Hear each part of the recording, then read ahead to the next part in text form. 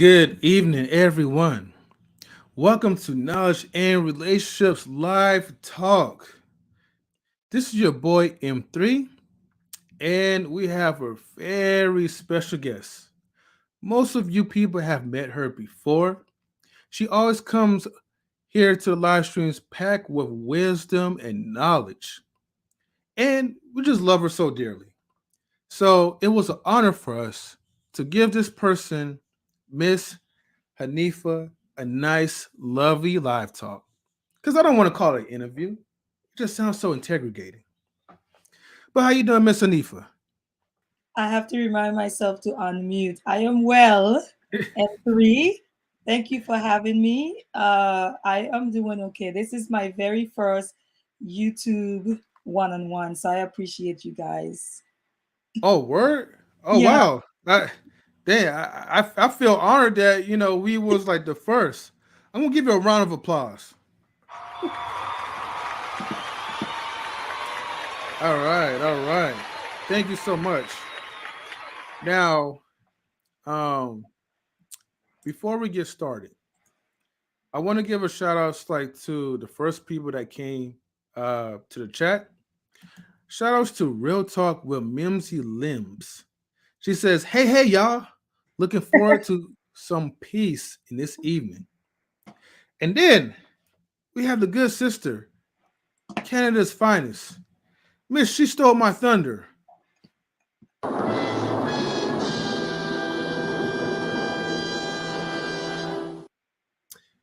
Hello, hello. I won't fall asleep before the live like I did I'm last time. sorry.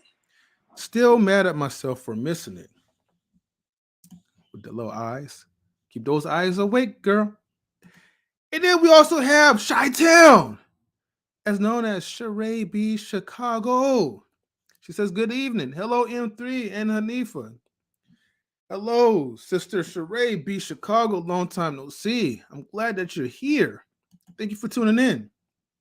She Stole My Thunder also says, yes, we're glad to have you here. And also, Sheree says, shout outs to the chat. Salutes to you, Sheree. Now, I got to also bring in, you already know, the man with the network plan. The guy that be putting it down and be bridging gaps together. That man burns more bridges than a construction worker. Anyways, I gotta bring in none other than my good friend and my network manager, Mr. Best in the world. Yo, what's going on, Yeah. everybody? What's going? And I build bridges. I don't burn them. I build them. That's what I said. You said you build more bridges than a construction worker. Thank you, Auntie. Thank you, Sister Anifa. Good to see you, family. Shout out to She Stole My Thunder. Shout out to Mimsy Lim. Shout out to Sarabi Chicago. Shout out to everybody who's supporting us. Much love to y'all, man. Let's get it going. Yes. Give me one And she stole second. Give me one quick second. no problem. Definitely. She stole my thunder. I'm gonna play one more time. Yeah. Hey. She says, LOL. Love the special effects. Always makes me Hey. laugh. Shout outs and salute to the host and guests. Yes, Hey. yes. All right. So, Miss Hanifah. All right. We are now live. So, how are you doing this lovely evening? I'm good. How are you guys doing? Doing well, doing We are well, doing doing well, doing well. fantastic. Chilling. Good. Mm-hmm. Something is going on with my camera, so I don't know what it is, but I am happy to be here to have this Mm-hmm. conversation.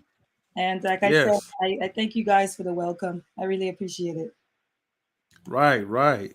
No, no problem at all. Yeah, we appreciate you. Now, Mr. Intellectual Soapbox slash Mr. Best in the World. We are the first ones who are ever to give Miss Hanifa her first live talk. You know, Woo! What an honor. We're glad we are. hmm so man, I feel honored so much. So again, Mm-hmm. thank you, and shout outs to Big Bad Bull, who's Big also Bad tuning Bull, what's in going on, brother? now. Please, everyone, right? The most important thing, besides donations, the most freest of them all, is by getting the likes up on this YouTube platform. So please feel free to get the likes up because it is free. Don't be greedy now, okay? Now, let's go ahead and just jump to number one, the most simplest question of them all. Miss Hanifah, can you tell us about yourself? Oh, wow. Okay. Well, I am Hanifah. I go by Hanifah Nailah and here on YouTube. Um, I am the mother of two beautiful black boys. Um, Mm-hmm. what else? Ugh, I don't know. I mean, I'm just Hanifah. I don't really know and all that that entails. That that changes from time to time as I evolve, as I grow. I love to read. That's kind of my go-to thing. Okay. That's my vice. You know, everybody have their vice and how they wind down. I would say reading is mine. I love being a mother. Um, yeah, that's pretty much it. Okay. No, that's pretty good. You know, simple and getting to the point. All right. Now let's go ahead and dive into the social media realm. So, as a person like your caliber, what brought you into the journey of social media? Oh boy. So in the past, I used to do not too long ago. I used to actually do a show on Facebook with another sister. Shout out to the Empower Hour. We used to Okay. do a show together, and it was more so tackling quote unquote taboo topics in the Black community, like things that we Hmm. often tiptoe around that we don't want to talk about.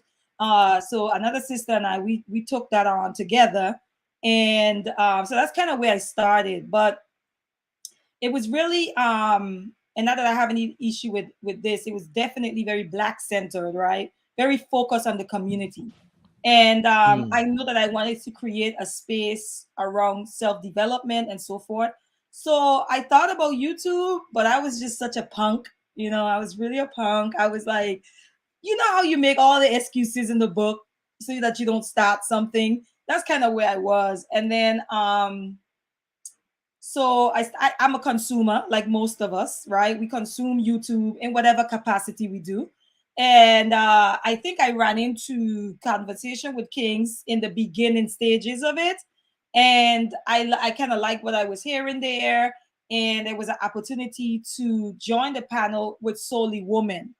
And I took the opportunity because I was just like, okay, this may be my way to feel out YouTube, you know, and what that feels like to be on camera, to, you know, and so that's sort of where I started.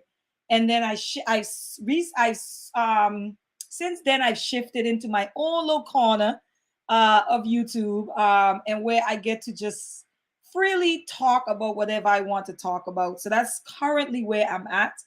Um, yeah, and so my channel right now is more in the direction around self-development, spiritual development, so more so holistic health, mental health, physical health, like all of these things. So if I bring someone on, it's going to tackle issues around like someone's personal growth, because I truly believe that in order for us to be a healthy collective, we have to first be healthy individuals. So Wow, I love that. I love that.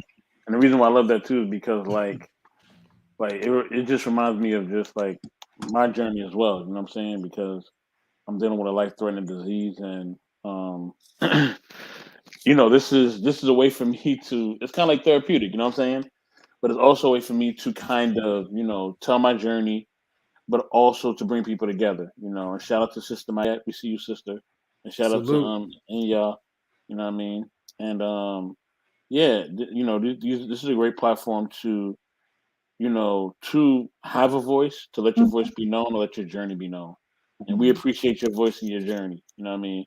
From the first time that when I seen you on the other networks, I was like you were just so powerful, right? Just what you were saying was just so powerful. Like it was like the whole panel was just quiet. Like you couldn't even hear a pin drop because what you were saying was resonating with us and our people and our experience. And I want to thank you for doing that. I want to personally thank you for doing that. So yes. You're welcome. I'm so bothered by my blurriness of my camera, but I'm here. No, you good. You good, sis. We can Yes. see you. Mm-hmm. I know, that's fine. So, but I was gonna say I appreciate that, and I get that a lot. I am aware of my own energy.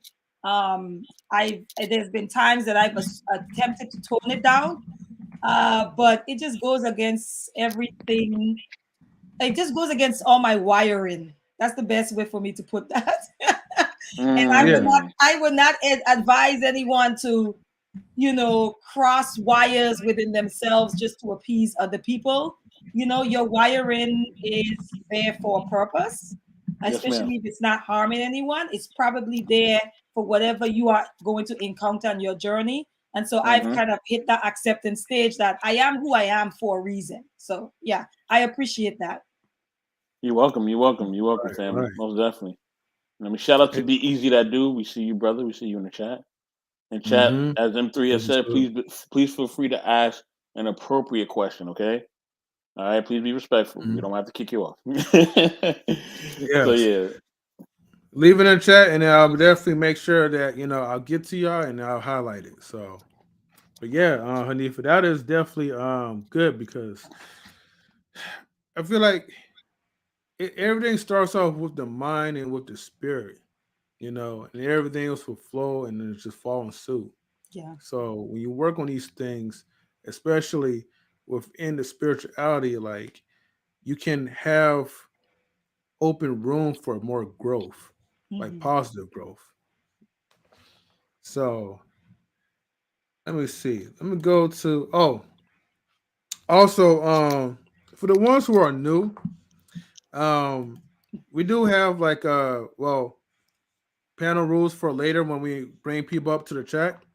But let me go ahead and go over these rules real quick because I'm not going to keep repeating it every time, right? So make sure that pay attention, to the timer. Like when you guys come up and ladies come aboard, when the buzzer goes off, you will be muted. One mic at all times. Stay muted when it's not your turn, and then don't mention any names, even if it's subliminal in a negative way. Doing so will get you kicked off. So I gotta make sure I put that disclaimer up there when we do Mm-hmm. invite y'all up there. Mm-hmm. And remember, this is, Hanifa is like the hour of the show. So please be respectful. And like I said again, ask appropriate questions. Now, you got that out the way. Let's go Mm-hmm. ahead and go to the number 3 question. Okay. So I know you mentioned reading, Yeah. and I consider reading to be a fun hobby. But what other interests and hobbies do you have? So I know most people don't know this because I do have a business and it's called Nailah Designs. I do create earrings and jewelry in general. So that's sort of like, but I haven't really been working it like in the last maybe 6 months or so, maybe even longer. So that's something that I definitely do. It's usually inspirational jewelry. So it'll be things that have like wording on it, like self love, Mhm. just words of encouragement and inspiration, upliftment. So any type of jewelry that I make, it has to do something. It has something to do with encouraging the self to be better, right? Mhm. I do a lot of African centered or Afrocentric type jewelry as well, because I feel like that's sort of who I am as a person. That hasn't changed since I was a child, and I don't think it's going anywhere. And then I haven't written poetry in a long time, but I used to do spoken word poetry. That was something I did as well. But I've sort of been in a weird space. So a lot of things have kind of been put on the wayside. But as we all know, your passions are your passions. They never leave you, right? Mm-hmm. They might Yep. Mhm. rest, right? They might take a break. They might retreat. They might go on vacation. But they don't Mm. ever really leave you. So even if you have to put it aside as a mother or as a father, we make those sacrifices as parents. But that Mhm. thing is always right there, right? It's always Yeah. there. Like, Mm-hmm. don't forget about me. And so when Mm-hmm. when when the dust has settled or the busyness has come to sort of like Mm. a rest, Those things are Mhm. always there. They're so patient. Our passions are so patient with us. They really are. They're just kind of Mm. like right there waiting Yep, to yep. be engaged again. So yeah, there's a lot of things that's kind of like I would say, on vacation right now for me. I'm really focused on my boys. I just recently took one of them out of school to homeschool, the older one. He's 10 years old. And then I have a 3-year old. So right now I'm more focused on being a better mother because that is a journey. Okay. And the toddlers will snap you right back into self betterment. So I have that gap between my children, and I do homeschool now. And so my focus is that because I'm also new to homeschooling. So the younger one is a little easier for me. The 10-year-old, I'm still feeling out things, that Mm. works Mhm. best for him. Yep. And yeah, I mean that's kind of where I'm at. So my focus has shifted, and now I'm getting back into the business piece to start creating again because that keeps me feeling alive as well. Because you guys are fathers. To be consumed in that parent role all the time, you can actually begin to lose yourself. And so the important thing is to find that balance, that dance, that not only works for you, but to work that works for everyone involved. So Mhm. that's sort of where I'm at right now as far as hobbies and interests. Mm. Yeah. Yeah, that's good. And then the earrings, and then the And that's jewelry. definitely That's difficult made. because Mhm. Oh, I'm go sorry, ahead, I'm Mr. struggling. Mr. Shimmy, go Best. ahead. Oh, No, I no, was no, no, struggling. no, no. Shimmy, Go so I, ahead. I was talking. Oh, oh. Um, no, I was saying that what she was sharing is definitely a journey because my mom was a single mom, and whew, man, yeah, I knew. Looking back on it, it was not easy for her. You know what I'm saying? Shout out, mom, I love you. You know what I'm saying? Even though sometimes we have our moments, but the love is always there. But at the end of the day, I would just say like, um, wow, what you're doing is huge because and it's not easy. So anybody thinking that it's easy being a single mom, like I'm telling y'all, what I mean? It's a And let, journey. It's a journey. yeah, but let me say this. I'm not a single mother. I'm not. I'm not Oh, doing okay. this Sorry, alone. sorry, No, no, no. sorry You're about that. fine. Sorry. You're fine. I'm not a single mom. I'm not doing this alone. I was married before. So my 10-year-old son, his my ex-husband is his dad. And my 3-year-old, I'm in a relationship with his dad right now. And are we live together as a family. We are a family. So I'm not doing this alone. I don't know. I wouldn't be able to homeschool. Hmm. Um, Mm, as a single mother. That's a challenge in itself. Like, and I'm sure there are people who do that, but I can Hmm. guarantee you they're probably not the majority. Usually, people who are able mm, to effectively homeschool, no, I'm being honest, they mm-hmm. usually have help. They Yeah. usually have help. So I do have help. I have excellent help. So, Got you. and Got that, you. shout out to the good black men out there Hey. doing the Hey. darn thing, right? Mm-hmm. Um, Mm-hmm. so yeah, I have help. I'm not a single mom at all. Yeah. Yeah. Salute to all the like the good black man that's helping out. Yeah. Salute to them for real. Definitely for sure. And it is a blessing to have like a partner on your team because look, I'm not a parent. I mean, neither is, Mr. Best, I'm but not. you know, just seeing other parents like how they had to deal with their children, like single parents, like it's rough. The stories that they tell me and the stuff that I see, like I feel for them. So yeah, I'll just say like this, people like in the chat for those who's watching, if you decide to have kids, make sure you're having kids by the person who's going to commit their life to be around with you know with you as a child and to be around to build a family. Don't Mm-hmm. just go with anybody who's not family oriented. So that's just Mm. my advice. Say that again. Now I do have two questions. Okay. Okay, one question is from Be Easy. Now he says, Sister Hanifah, speak. Well, can Sister Hanifah speak on her level of confidence in wearing a short natural hair look opposed to wearing wigs or weaves? I would love to hear if she's comfortable on speaking on it. I am very comfortable speaking on it. Mhm. So let me take you guys on a little hair journey, right? And I know, man, you guys don't really be caring about this, but I'm gonna talk about it. I Oh no, Go I literally ahead. care about my hair. I care no, no, about no. I'm talking about like Mhm. hearing about our hair journey. Oh, okay, Okay, okay, okay. let me just say this. I actually became interested or became a part of like the Rastafari lifestyle when I was living in the Mm. islands. So that's I had freeform locks from the time I was like 13 or 14 years old. Um very into Pan-Africanism, which is still a big part of me. Mhm. Shout out to Marcus Mosiah Garvey. Yeah. I grew up in an environment where it really had a very thick Rasta influence. So that Hmm. was my first natural hair experience. I had a perm then, and I was so anxious, right, to have locks that I didn't even let the perm completely grow out. I just kind of like Mm. stopped doing anything to my hair. And then eventually the perm ends fell off, and I was hyped about this. Y'all should have seen my hair. It was like this part was natural, and then at the end it was permed. Mm.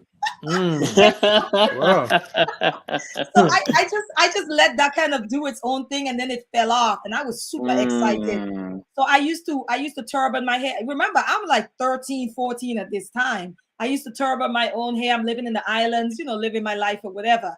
So now Mhm. fast forward, I had locks up until I was in my 20s. And Mm. I actually was a Christian at that time. And I just wanted Mm. to kind of like deal with that, like enter into that new chapter in my life, which was Mm-hmm. being in the Christian faith. And so I cut them, right? Today, Mm. when I look back, I probably didn't need to. I probably shouldn't have, but I did. It was like a new beginning. So I cut it. And then I was around a lot of wig wearing, weave wearing, deaconess, Hey, speak on it. Speak on it. Bible, thumping, Oh man, big hat Jesus wearing. loving Yeah. woman, black woman. Yeah. Really, I right. So around when Uh huh. and this is up. Let me just say this. This was upstate New York. So a lot of Okay. a Mm. lot of the women wore wigs and weaves. These were women from the south that migrated to the north, right? Yes. And Yes. Mm. so then I started to go to Harlem So was after this a I got, Baptist? Was this a Baptist church? no, this was a Pentecostal apostolic. Okay, so they kind of like they kind of have like the different ways of doing it. So yeah, go ahead. Yeah. They're very strict. You Yes. couldn't wear pants, you couldn't wear jewelry, no makeup, like that type of Yep. stuff. We couldn't Mm-hmm. go Mm-hmm. to the movie theater, we couldn't go bowling. um, Mhm. but I would go down to Harlem and get my hair braided, right? Hey. And I would go like every other month because I was living Uh-huh. upstate New York. And then after that, I graduated college. I had a perm. And then after I graduated college, I moved to Maryland, which is where I'm at. I moved here. And then I went through this thing to where my hair, it was perm and it was breaking. And Mm-hmm. Mm-hmm. I was just like, I just got fed up one day and went home and shaved it. Right.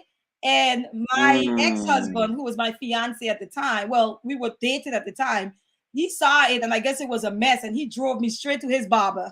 Okay. And ever since then, I wore my hair natural, so that in an afro style or whatever. So fast forward now, I actually used to wear like my hair in a Caesar cut. And then one day I was just like, I want it lower. I asked the barber to take it lower. And then I went from there to, man, I'm gonna get my own clippers because I was watching YouTube videos. I was like, I'm gonna get my own clippers and I'm just gonna do this myself. And I haven't looked back. And this was 2013 or 14. My hair's been short for years. Mm. Wow. I Yeah. cut my And own hair too. I do that too. I got my wall clippers and all that. Yeah, yeah, yeah, yeah. I know what you're saves you a talking lot about. of money. So to answer Yes. his question, the confidence, like a lot of people ask me, how did you know your head would be, shaped the way it did? Like, how did you know it Mm-hmm. would look good on you? Like, I've had these questions. I did not. I did not. You have Mm. to know me to understand my wiring. I am not someone that goes with the flow or goes with the majority or go with trends. I'm not wired that way. So I don't really care a lot about. Yep. Yeah, I'm just not wired that way. And we talk, Mr. Best, about us Yeah, I being know why. Aries. Yeah, I know exactly. We're Aries. We don't care about none of that. We are the trend. No. So We set the trends. Yeah, there you go. I didn't think that deeply about it. And so ever since then, it's just no turning back. And I want to also say this. There's a part of me that experienced a freedom as a Black woman to not have to be consumed with my hair. Like as a Black woman, because that is a big thing for us. I'm sure you guys, have an idea. Like Black women and their relationship with their hair, it's like a huge issue, right? Like not huge issue, but it's a very interesting relationship. It's a love and hate type of relationship. Yeah. So when you take that out the equation, for me, that was like one less thing I need to worry about as a Black woman. That's how I felt, and I haven't turned back since. Well, Hanifah, I'm glad that man, it reminds me of that song, I Am Not My Hair. But anyways, I had to sing that out real quick. So the problem is, right, with Black culture, female Black culture, a lot of sisters always get ridiculed by their own sisters. Oh, your hair's too nappy. Oh, it's not straight enough. We gotta look more like the white girl and all that. Have like the blonde tips and all this other good stuff. And then you have people that will say, well, you look like you don't have good hair to me. Or maybe if you have curly hair, if your hair curls, and be like, oh girl, you got good hair or whatever. And they'll let nobody be like, don't go to like maybe another country or like be around other foreigners and they be like, oh my gosh, like your hair's just so pretty, girl. Can I touch it? Can I? You know what I mean? So and I know you probably heard Christian said this before. Hair is like a woman's glory and all this other good stuff, right?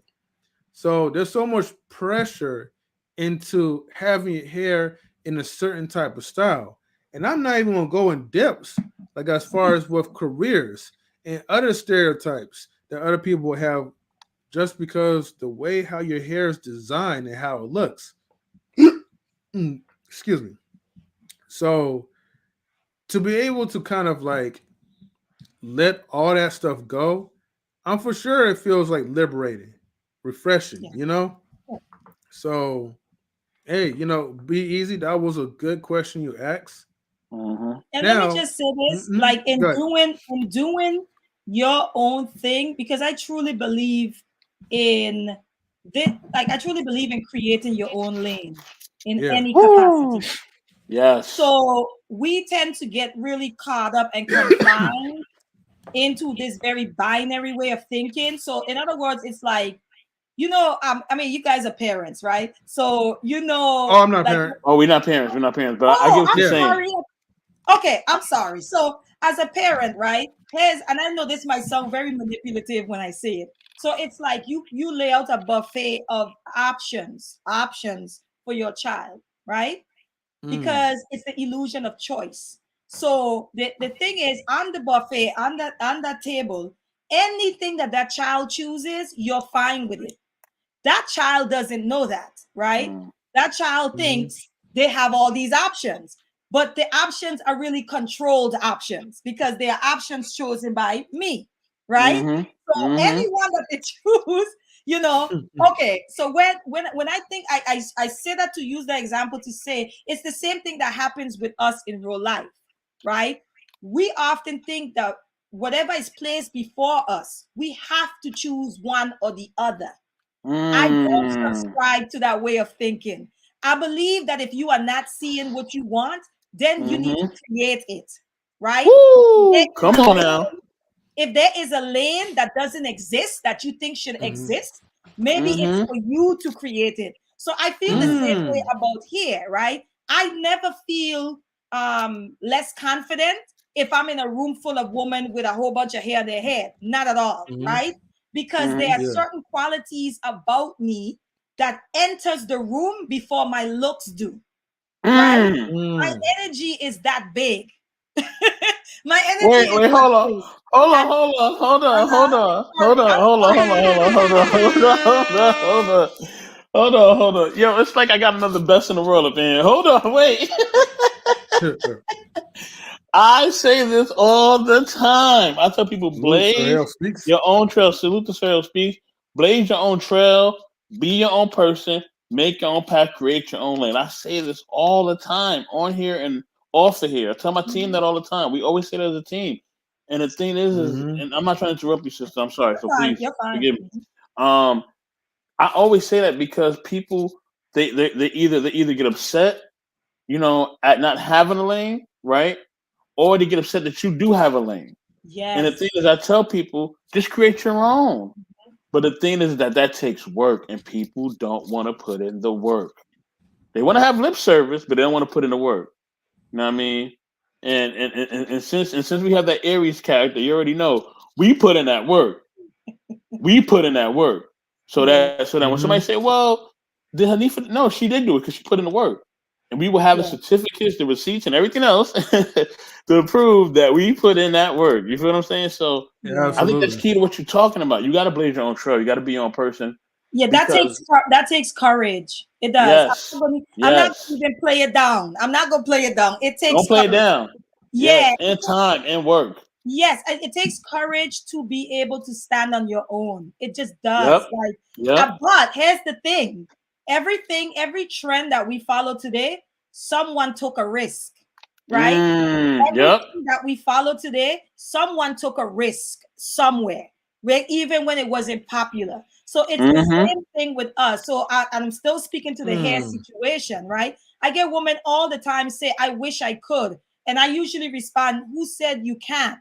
Right? And then now I know Woo. some of them is more so like, "What would I look like?" Whatever. And here's what I say to that: if you ever cut your Mm. hair, you have nothing to hide behind of. So if there are other things Mm. that you need to work on, it forces you to work on those things, right? I when I wake up in the Right. morning, I might find like a little mole. I'm like, where you come from? Like a whole new mole on my face, right? Or something. I'll be like, where you come from? So I don't want to minimize it because it does take courage, but I wanted to speak to our binary way of experiencing and perceiving the world, that we have to work on that, because oftentimes we are selecting from controlled options. Like the example I gave you, Mm. we are choosing from controlled options. Right. So if no one says you have to eat what's on the table, you could decide Mm-hmm. to make your own meal. Yep. That's it. So yeah, I'm sorry. I know I went on and on. So No, go no, ahead. no, no, Whoa, no, whoa, no, whoa, hold no, on, no. wait, This is hold on, your hold on. canvas. Yes, this is This is your your show canvas. right Go now, okay? in. This is why we having this. Because at Yeah. the end of the day, sister, yes, indeed, true indeed. At the end of the day, what they don't understand a lot of times too is that the rewards that you get, the blessings that you Mhm. receive, the freedom that you get from doing that is just incredible. Yeah. The love that you feel for yourself and your whole universe or metaverse or multiverse or whatever verse you got. That Mhm. love and that support and that thing that comes from the inside, it starts with you, is tremendous. And if people just knew that, they would do what you're telling them to do: create their own lane, create their own table, build their own food, eat what they want to eat, and make that their standard. You know what I'm saying? So yes, I'm totally with you on that. And Yeah. doing that is a provocation for Mm-hmm. others to come out of the self-confidence closet. When Mm-hmm. you do that, you are provoking others to do the same. You just don't know that. Sometimes some of us, we have admirers on the sideline, right? You guys do a show. You guys have people that probably never put comment in your comment section, but they're watching and they're being Oh yeah. inspired and they're being motivated, right? So you Mm-hmm. always have to bear that in mind. Even if someone don't vocalize it, you're still provoking them to sort of like be themselves, because once they see how it's working out for you and how free you are in that, then they're like, Yep. you know what, I could probably do the same. You know what I mean? So yeah, Mm-hmm. do it for the I, Okay. culture. Do it for the culture. yes, yes. And the thing is, Yes. because a lot of people don't want to, they don't want to be that example, man. They don't want to blaze that trail because it's not easy. It's not easy, like you said. It's not easy at all. But the thing is, man, once you blaze that trail and once you do it, and once people see it, they're gonna be like, oh, like wow, like okay, I can do it. And and that's another thing I'm big on too. I'm big on inspiring others. You know what I'm saying? Inspiring people to be themselves, and like you said, be free. But listen, what I mean, we got more questions for you, sis. All right. You know what I mean? We about to really get into it. So First, let's go. yeah. But first, hold on. I have to give like a nice warm welcome and shout outs to Mr. Sir Hale Speaks. Yeah. Thank you for tuning in, Mr. Sir Hale Speaks. Sir Thank you Hell, what's for going on? liking, the videos and giving support, especially for our dear sister Hanifah. So thank you Mm-hmm. so much. And it's just as a reminder, get the likes up and show some respect. He says, are you subscribed? If not, hit that subscribe button today. And also salutes to Sim. Thank you for tuning in. He says, Sir peace Hell to also the had a panel. question too, I see. Did he? Yeah, Where? I got you. Okay. Oh no! That was the no. He was saying, "Is that the Hanifah?" Yes, it is. Yes, it is. Yes, it is. Although that is the most important question of them all, right? Mm-hmm. Yes, sir. Now, I do have a question from She Stole My Thunder. Now, Hey. I don't know why she had the audacity, right, to kind of switch up my question number 4 to that, but it's okay. It's We reading forgive time. you. All right. We forgive you. We forgive you. Yeah. Don't let it happen again, girl. Mm-hmm. Okay. She says, you have a very sexy accent. Where are you from? First of all, thank you. I appreciate that. I am from the U.S. Virgin Islands. To be more specific, I am from St. Thomas, U.S. Virgin Islands. For those of you guys who do not know where that's Hey. at, we are neighbors to Puerto Rico. Literally, by plane, we are 27 minutes away from Puerto Rico. So we are neighbors. Yes, that's where I'm from, the U.S. Virgin Islands. Oh, okay, Beautiful okay. place. Beautiful place. Beautiful place. Yes, make Ooh, sure you man. visit. And for those of Yes. you guys that may not have passports, you do not need a passport to travel to the U.S. Virgin Islands. It is a territory. This is a little plug. It is a Man. territory of the United States, so you can go there and get your whole Caribbean experience without the headache of passports and immigration and all of that type of stuff. Yeah. Sis, all I'm gonna Oh, say is that I went to the Bahamas. That's all I'm gonna say. That's all I'm gonna say. That's I'm all not we gonna need to say. say. I'm not gonna say nothing else. You already know what I'm talking about. That koi fish and then that the Bahama mamas. Oh my gosh, a brother was gone, man. right. Man, it reminds me of my last vacation too. But it was Where did in you go? I went to Cabo San Lucas. Ooh, Oh, yeah. And we went to fancy, the fancy. resort. Yeah, Hard Rock Cafe. That's what they call it.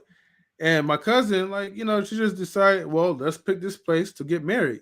Um, she's Oh, from Georgia in Savannah.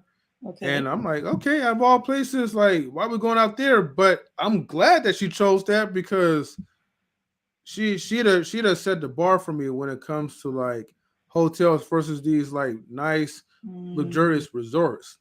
I can't just go to just any hotel now and then just feel like it's okay to spend X amount of money. I gotta have the all you can eat. I gotta have the fresh food.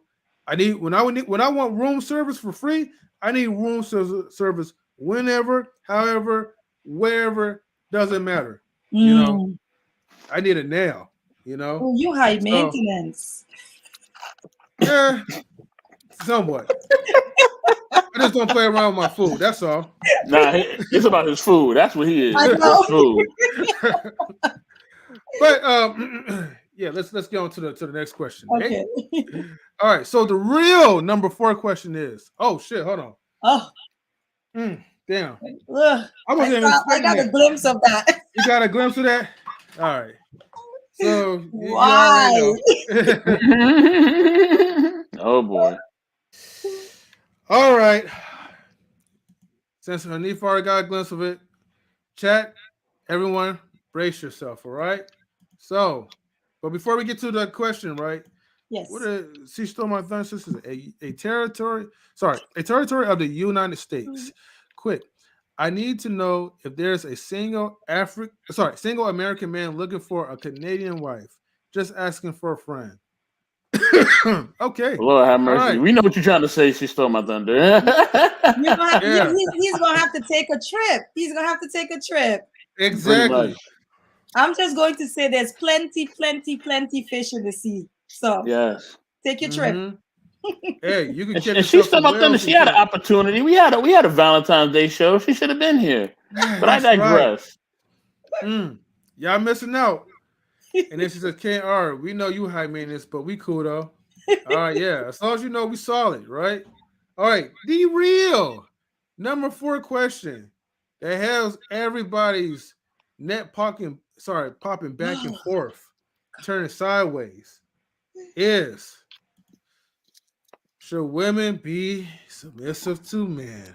Let me go ahead and play the Man, this Uh-oh. always giving, man. Oh, here we go. this is where friendships are broken. This question is for me. This Yeah. wasn't this for me. Okay. Okay. So I have a very non-traditional approach to this. Here's what I'm gonna say. Women should do what works for them. So there are women Mhm. who subscribe to maybe the biblical approach to relationship, which says Okay. the order is God, man, woman, child. I'm aware of that.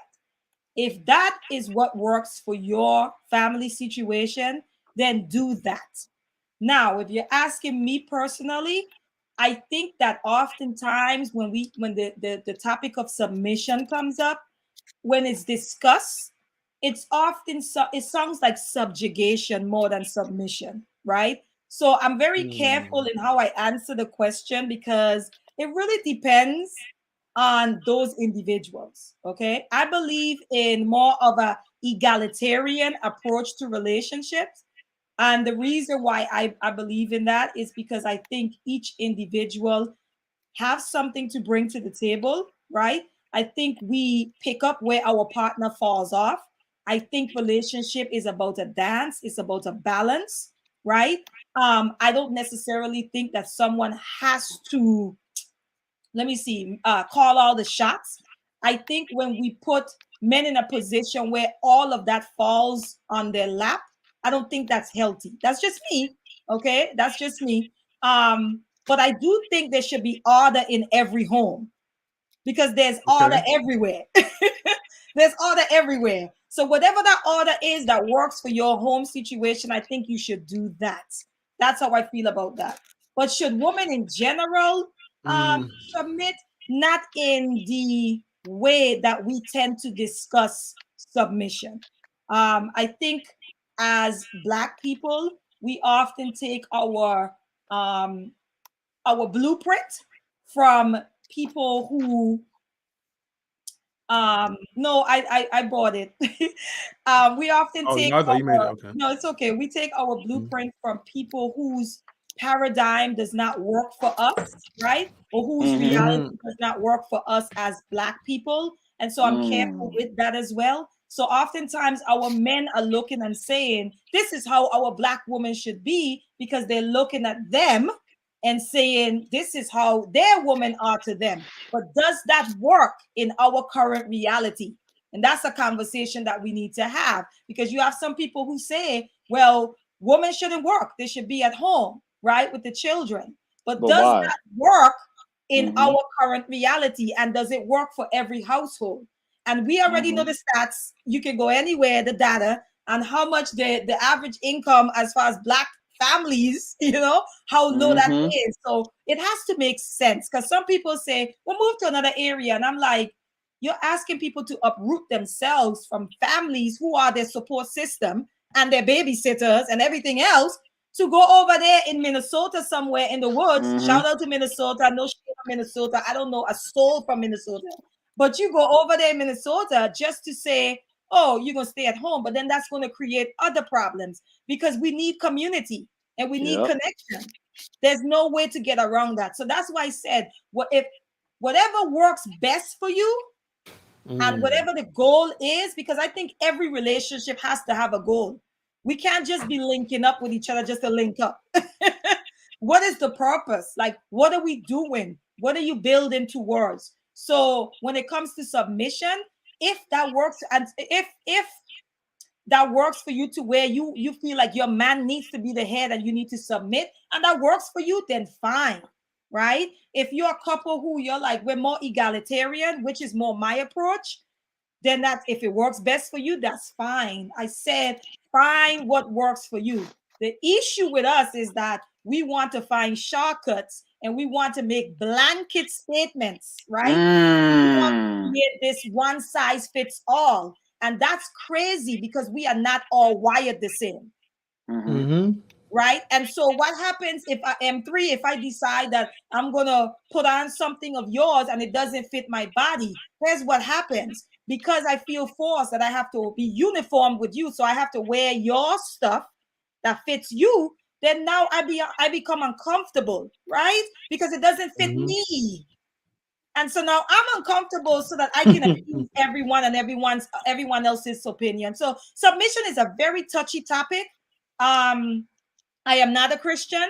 I am not. I used to be. So I understand that whole submission conversation. But I really believe in more of a harmonious type of arrangement. Because if the both of you guys if there's a mutual respect, there is no concern about disrespect and somebody not even thinking about that.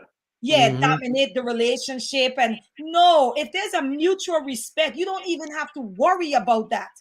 So when I'm with my partner and we come in contact with a situation, right? And I'm like, that's more your strength, then he has to step in the front and take care of that. Right? We're going to come into something that he might say, this is more your cup of tea, which doesn't happen often, right? I might have to step in, but it doesn't mean that I dominate the leadership role. Do you get what I'm saying? It's whatever the moment calls for. That's what I mean by egalitarian and sort of like a harmonious dance between the masculine and feminine, between woman and man. So when I think of submission, I'm like, it's not a yucky subject for me. It's just more so like we have a real slave kind of way of thinking of submission. And I think that's what needs to be unpacked. So, yeah. Well, I'll say this then, right? Because like I get that it's a touchy topic, especially when that word can just be so straightforward, especially when the Bible was used as a slave book. Yeah. So because of that, and women has also been oppressed by the wrong type of guys that they chose and all that other crazy stuff, right?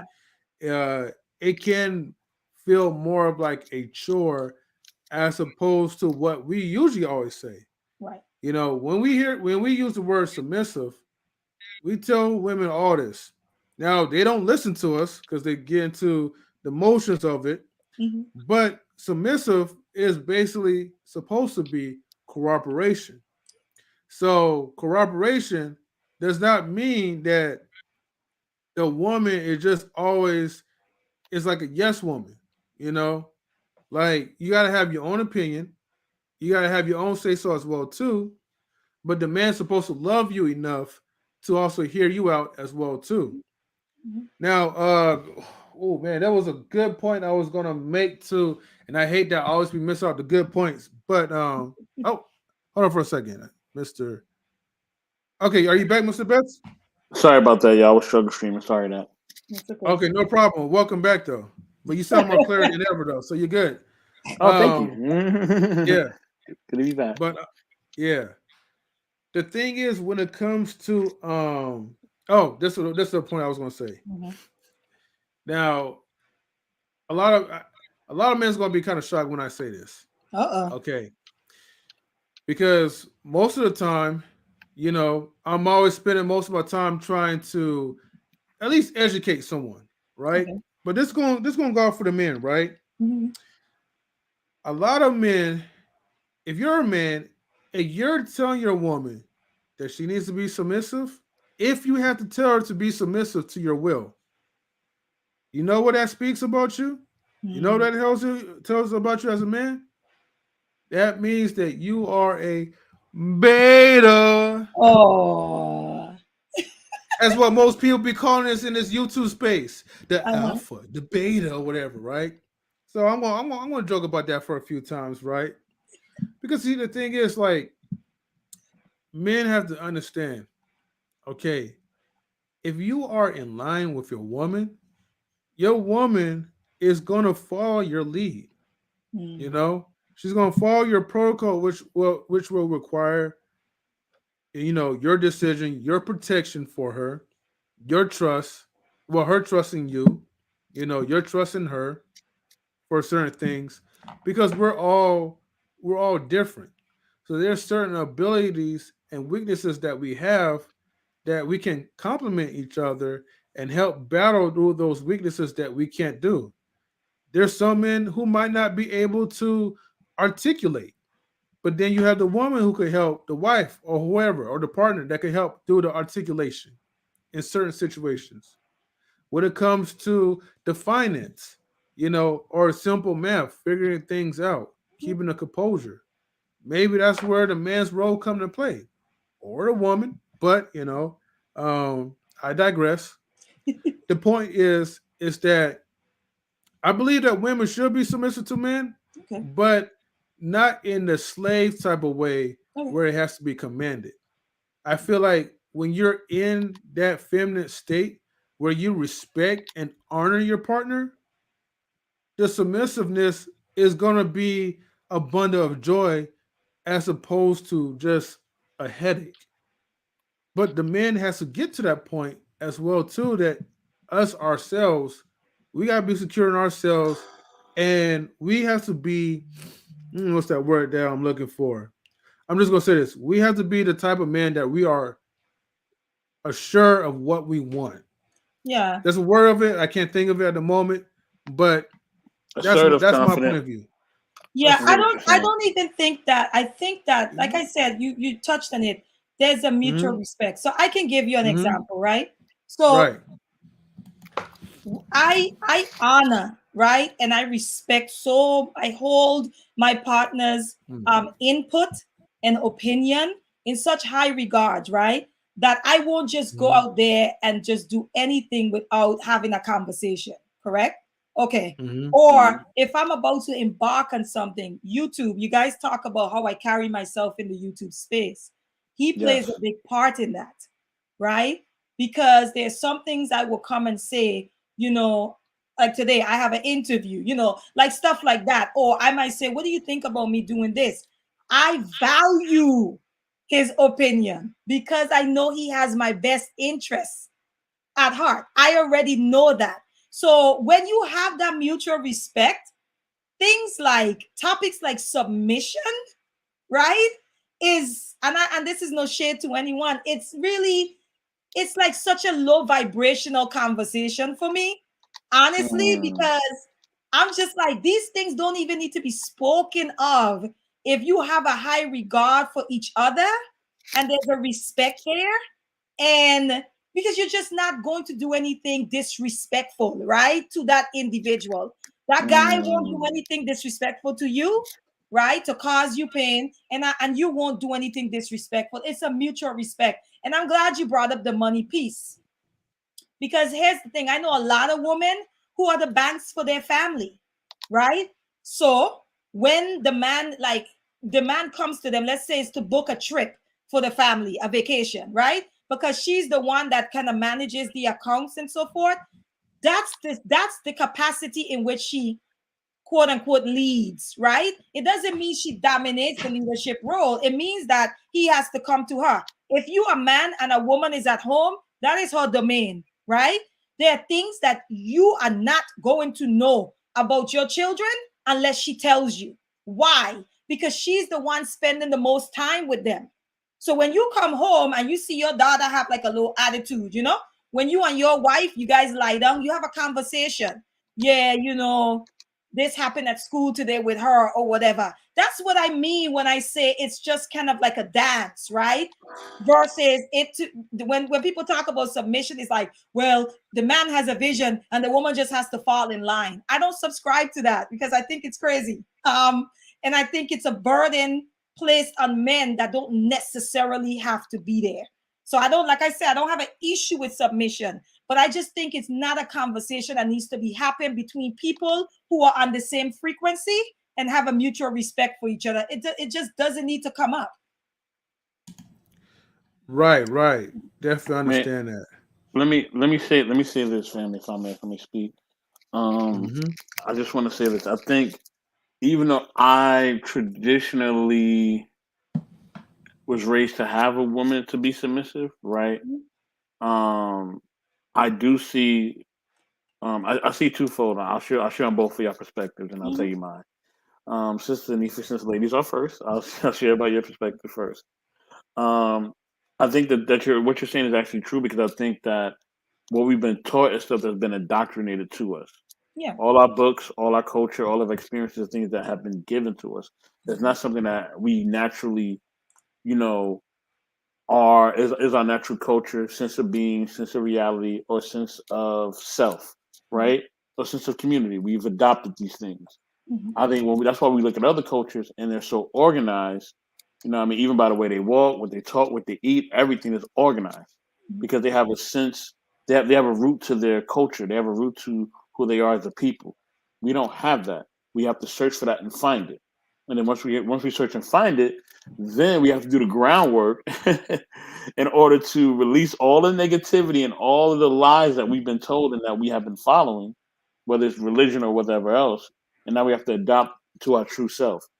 And I think, because of that, I believe that's why in our relationships overall in this country is at an all-time low, and that's why the divorce rates are so high because we are adopting something that is given to us. It's not something that is natural for us. You know what I mean? Hmm. If we go back to our natural state, I believe we won't even have to think about no divorce rate. You know what I mean? That won't even be something that we're thinking about. Like you said, the submission and leadership part is not even something you got to think about, right? So it won't even be a topic of discussion because we'll be vibrating on the highest of energies. We'll Yeah. be connecting. The person that we with is they match our energy, and everything will work out fine. What we have here in this country is that we are trying to force something that is not natural to us. So that's why it fails. You know what I'm saying? And that's why we see it fail over and over again. And I remember I was watching somebody's show, another podcaster, another YouTube content creator. Shout out to them. I'm not gonna say their name because I don't do that. But they were saying it was like people just have in their minds that you just get married, you have kids, and the career just goes well, and you have two cats and a dog and a picket fence. He said there's only a handful of people that works out for. Like Mhm. that's not everybody's journey. Like that's not reality. Mhm. Reality is that you go through stuff. Reality is that sometimes your mate don't like what you're doing in different areas. You know what I mean? Mhm. And or sometimes you're slacking, or sometimes they're slacking. You know what I mean? Sometimes your sense of love changes and their sense of love changes. You know what I'm saying? Which is life. That happens, right? Through experience, through whatever. You know what I mean? Through time, through whatever you're going through. You know what I mean? But as long as you have as long as you have, you know, that open communication, I mean, you have common goals, you have common interests, you respect each other, and you love each other, you can work through literally anything. Anything. You know what I mean? There's no issue that you cannot solve if you are united and you're willing to work on it. That's what I truly believe. Now, so that's to speak to your point, Sister Neva. And so I totally agree with you. I think that we need to find our trail and our own path when it comes to relationships, big time. Yeah. And if we don't do that, then we're going to continue to fail. Mhm. Point blank, period. You know what I'm saying? As far as what Hmm. you said in three, I think that the reason why submission is asked for, it's not due to the fact of a man being a beta. It's due to the fact that we don't know how to lead and we don't know how to be submissive. Like as a people, we just don't know. Like we don't know. You know what I'm saying? So and we all know, and you know this as well, and I know this as well, and Sister Anissa, you know this. Those things are not easy, right?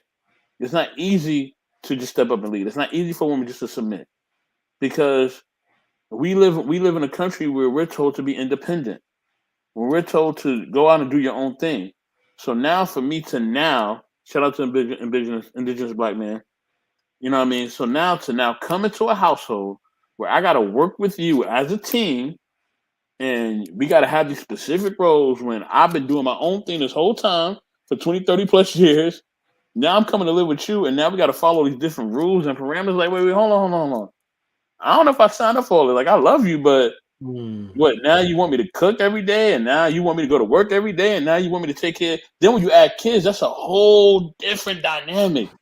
That changes the whole relationship completely, which people don't realize. Kids change your relationship. Okay? Your relationship ain't gonna stay the same once you have kids. Please understand that, people. Okay? I'm not saying it's a bad thing. It could be a blessing. It could be a good thing. But the relationship will change, okay? And I don't know if people understand that. So and that's for everybody listening. Now, it ain't for nobody on this panel because we know that. But that's for everybody listening. It will change your relationship, all right?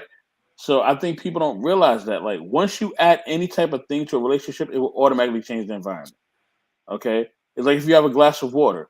If you add a lime to it, it would change the water. If you add sugar to it, it changes the water. Anything you add to any environment changes it. But people have in their mind that, oh, you know what I mean, as soon you know, we just gonna get married and everything's just gonna be this way. No, that's not how life works. When you make a change in your life, changes come with it. Change brings change. Okay? You know what I mean? You may y'all love may grow or your love may your love may not grow. It may stay the same, it may fizzle. You know what I mean? But you're gonna be tested by life. Life is gonna test you. You're gonna be tested by the fires of life. And if you can get through, you know what I'm saying, and make it through those, then you know it will show what you have and what it's worth.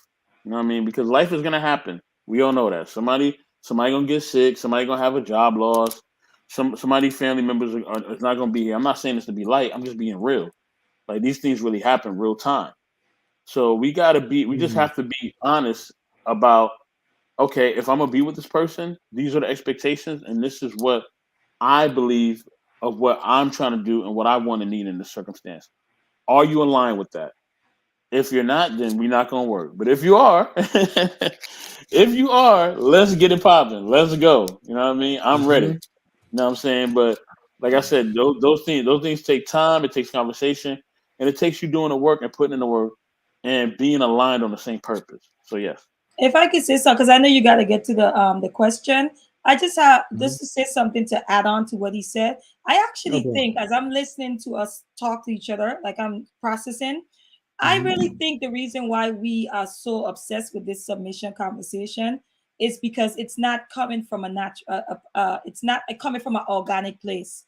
I think we need to have more conversations around self-love and love for each other, our love for Black men and Black men's love for Black women.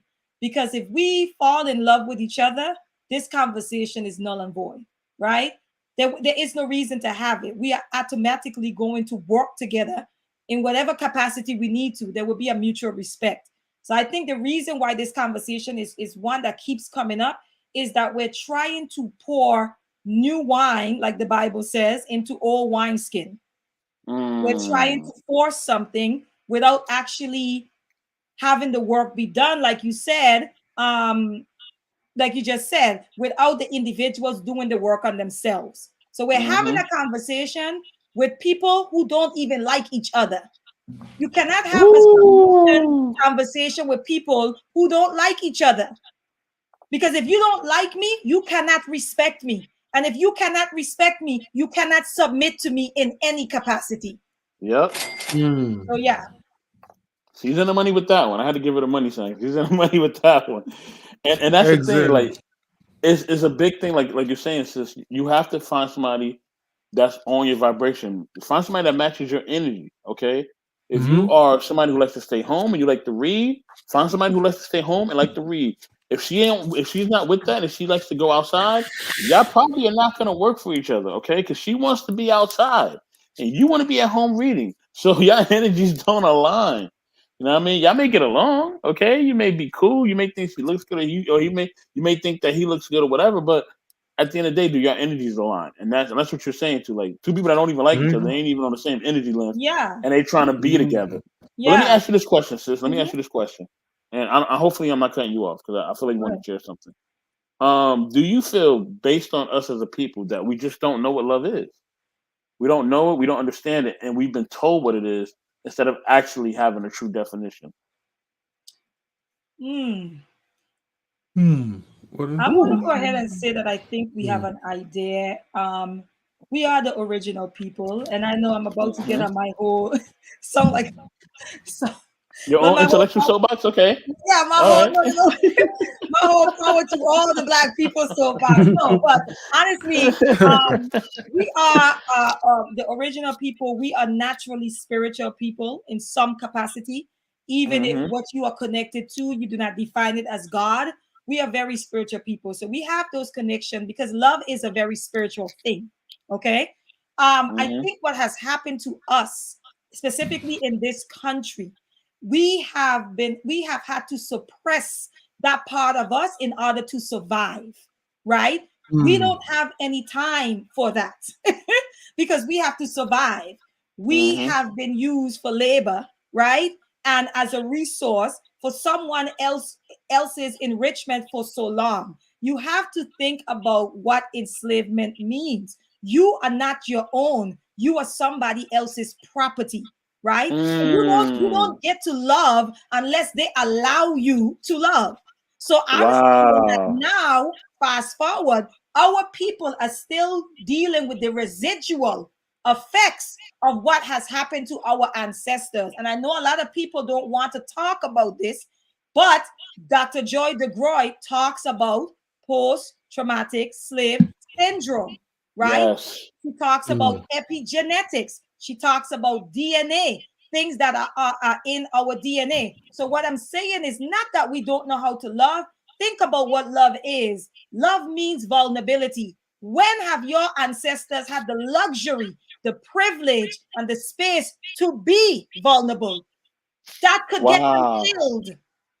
That could get them killed. So now our Mm. people are actually trying to heal and trying to come full circle, right? And trying to reconnect with themselves. And a lot of us are struggling with it because vulnerability is an obscene word to us.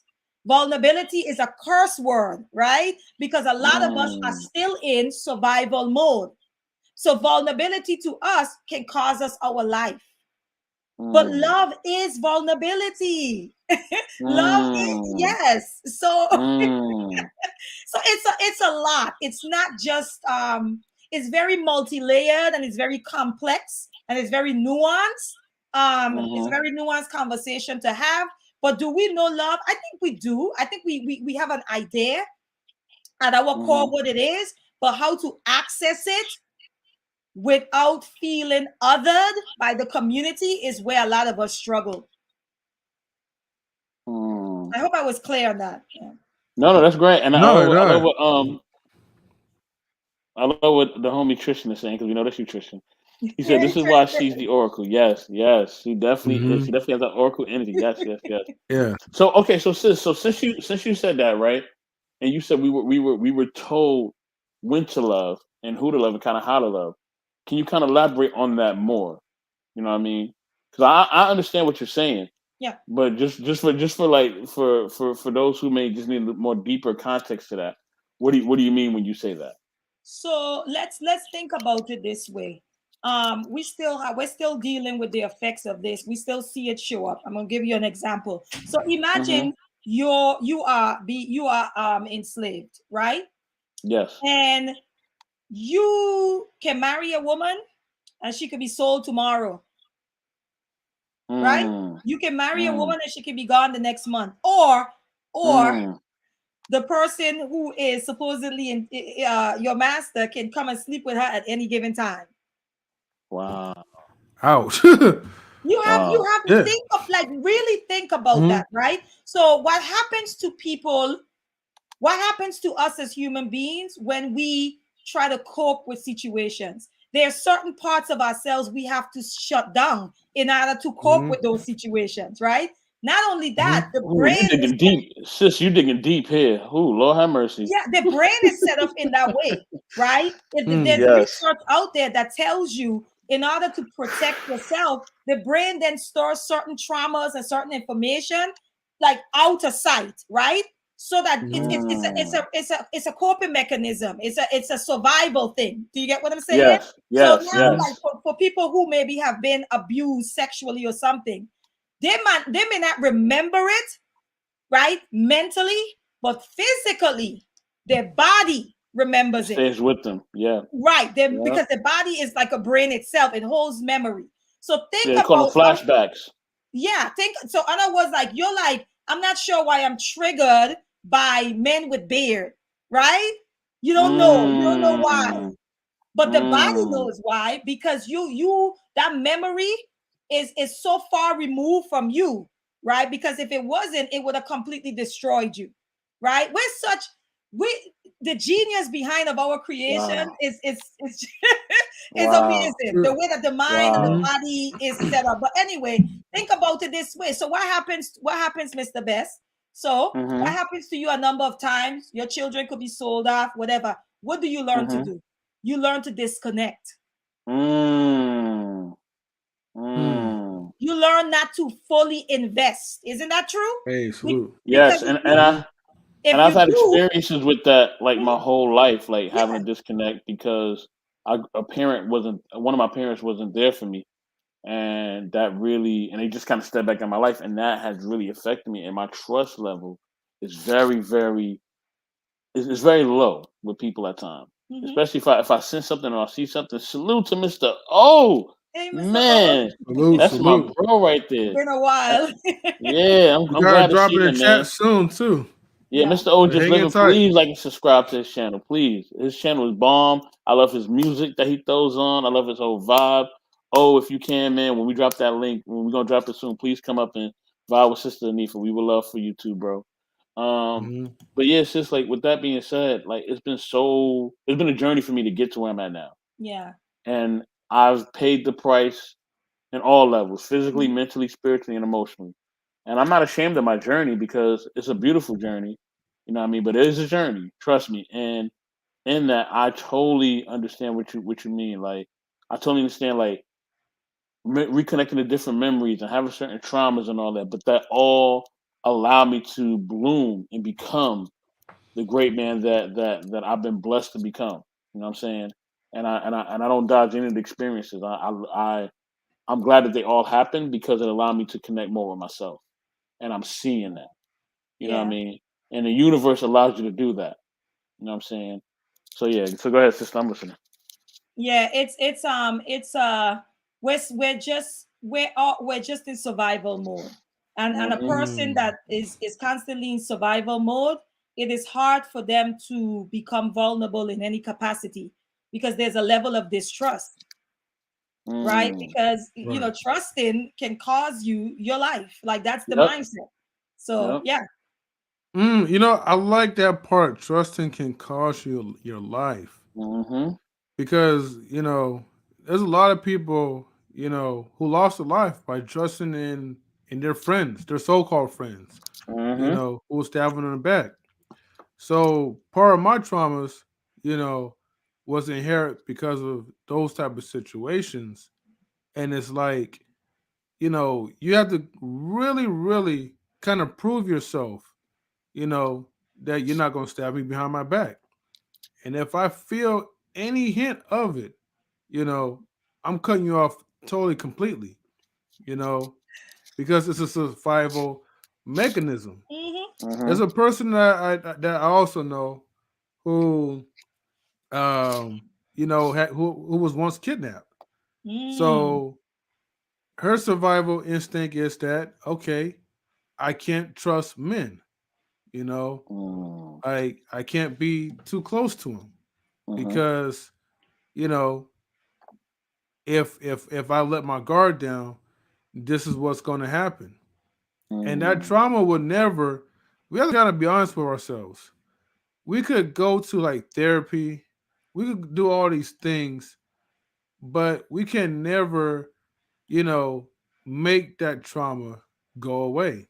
That Nope. trauma is in it. Mm-hmm. Once it's in there, it stays forever, permanently. Forever. You Yep. know, even if, like you said before, the memory so far erased in your mental history, but your body, okay, send out certain signals because it's still there. So it triggers the body. It triggers certain frequencies that make you act Mm-hmm. in a certain type of way during the moment. Yeah. So, um, man, you went deep, especially like with the slavery. As you know, when a mother's like child is Mm-hmm. so. The one thing Yep. that got me the most, which I had to say ouch for, is that in relationships, everything is conditional. Mm. Like it's okay. So the Bible always try to preach about um, love should be unconditional, Mm-hmm. but our love for each other has conditions. It's just natural, human instinct. Like, yes, we could have a certain type of love for each other, but when certain boundaries are crossed, are we going to keep loving? Are our love for each other still going to be the same? The things that we do, our emotions, will we still be tied into that person even if it was double crossed? And so I think when that happens, you know, or especially to get even deeper, as a husband during the slavery times, how could there ever be any love between the village of blacks when a man, a strong protector, so-called strong protector, is watching his wife, you know, and I can't say the R word on YouTube, but she's getting raw dog. I'll just say it like that, you know, by the oppressor, and there's nothing he could do about that. So that's already the first demonstration of conditional love. Because if love didn't have no conditions, well, wouldn't you fight for her? Was she worth fighting for? Was your children worth fighting for? Mm-hmm. So those are the things you know that we have to really talk about. Because we, Mm-hmm. we always throw this love, I love you, I love this, a word like a Barney song. But what is love? You know? When I talked to my mom, right? Mm-hmm. So every culture, even Black American culture, um, Caribbean culture. So I'm speaking in Caribbean culture. Peace, Daryl. Yo, Um, Daryl. Sometimes you do, like in the culture there are things that are done, right? And it's, we call it like tradition, and a lot Mm-hmm. of us don't really know where the tradition come from. We just do it because it's passed on to us, right? A lot of maladaptive behaviors are passed on the same exact way, right? Mm-hmm. You kind of do what your mother or your father did, right? Because you don't really know why they did what they did. Okay. But you just do it because it's like that's what we do in the house. It's no different from your great grandmother passed something on to your great grandmother, who passed something on to your grandmother, right? And who passed something on to your mother, and your mother then Mm-hmm. passed it on to you, right? And it may just Mm-hmm. be like certain behaviors, but it's very much rooted in trauma and survive in certain traumatic situations. So that's sort of what I'm talking about when I say it's not enough to just say we need to stop talking about the past, right? You can't just stop talking about the past, because without understanding the past, you cannot see the future. Without Right. understanding the past, you can't change the future. You can't. They're all connected, very much so, right? Your now, your past, your future. So this thing that we do, I'm very careful when we discuss certain things. Like you just said, we really have to get deeper, and that's why I tend not to talk on a shallow level, because I understand Black people globally, collectively, like they, and even as different demographic, like African Americans, their struggles in this country looks a little different too, right? But Mm-hmm. one of the things that I am very careful about is when people try to have a conversation separate, outside, and by extracting certain parts of history. We cannot do that, because if we do that, M3, what happens is we start to believe that Black people are innately a certain type of way. Right. That we are born that way. That is innate to us, right? That is natural to right. us. That our Blackness somehow has everything to do with how we act, and it doesn't. It is history. So this is why it's important to refer back to the past, so that you can understand why. How did we get here? So that then we can change it. Because if you don't understand how we got here, you are bound to repeat the same cycles over and over and over again. So this is why we cannot just talk about this stuff on a shallow level. And also, when you were talking about feelings, right? It's so funny. I was talking to a friend of mine, and I say, it's very interesting. We know feelings are not facts. Sorry, ladies, feelings are not facts. Okay. But it can feel like a fact, right? So like you said, it don't even have to be accurate.